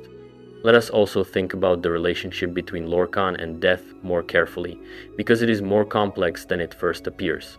Lorkhan is the god who introduced mortality. He created the conditions under which death exists. Without Lorkhan's world, the Aetada would never die. They would just exist in unchanging divine states forever. Every death in the history of Tamriel, every mortal who has ever stopped living, is a consequence of the world Lorkhan built. And yet, in the Nordic understanding, he specifically built Sovngarde as a place where death does not end the story. The heroes who die do not cease. They go to his hall. They are preserved and honored and given purpose. Lorkhan made death necessary, then mitigated its permanence for the people he cared about most. He created the wound, then provided the bandage. The other cultures' afterlife traditions are less directly connected to Lorkhan. The Dunmer venerate their ancestors through the ancestor spirits, who are tied to the tribunal tradition rather than to Lorkhan directly. The Khajiiti afterlife is connected to the lunar lattice and the moons, which are Lorkhaj's corpse, so there is an indirect connection. The Redguard far shores are explicitly an escape from the world Sep made, a place that is specifically not part of the mortal trap he built. But in every case, the afterlife is defined partly by its relationship to Lorkhan's creation. You are either within his world, going to a place he prepared within it, or you are trying to escape his world, going to a place that exists in contrast to what he built. There is no afterlife tradition in Tamriel that is simply indifferent to Lorkhan. He is either the hospitable host or the jailer you are escaping. The argument about what kind of world this is continues after death. The Alessian Order's history is relevant to the Lorkhan story in ways that usually get glossed over. Saint Alessia, who received the Amulet of Kings and freed the human slaves of Cyrodiil, was explicitly connected to Shesar. Her covenant with Akatosh, or Shesar, or both, since the lore suggests they might be the same, was the founding act of the Cyrodiilic Empire. Her name for freedom was Shesar. She believed that the quality of liberation, of being free from oppression, was itself divine and was specifically the divine quality associated with the missing god. The Alessian Order that grew from her teachings started with this relatively nuanced theology about freedom and the missing god and the covenant of the amulet. And then, over several hundred years, it became a theocratic monster.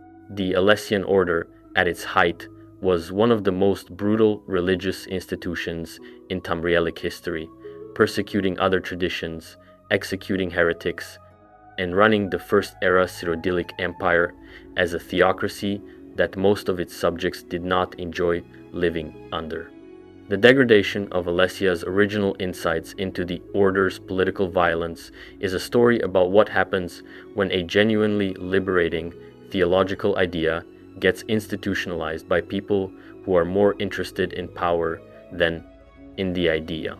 The connection to Lorkhan's story is this. Alessia understood Shesar as the god of freedom.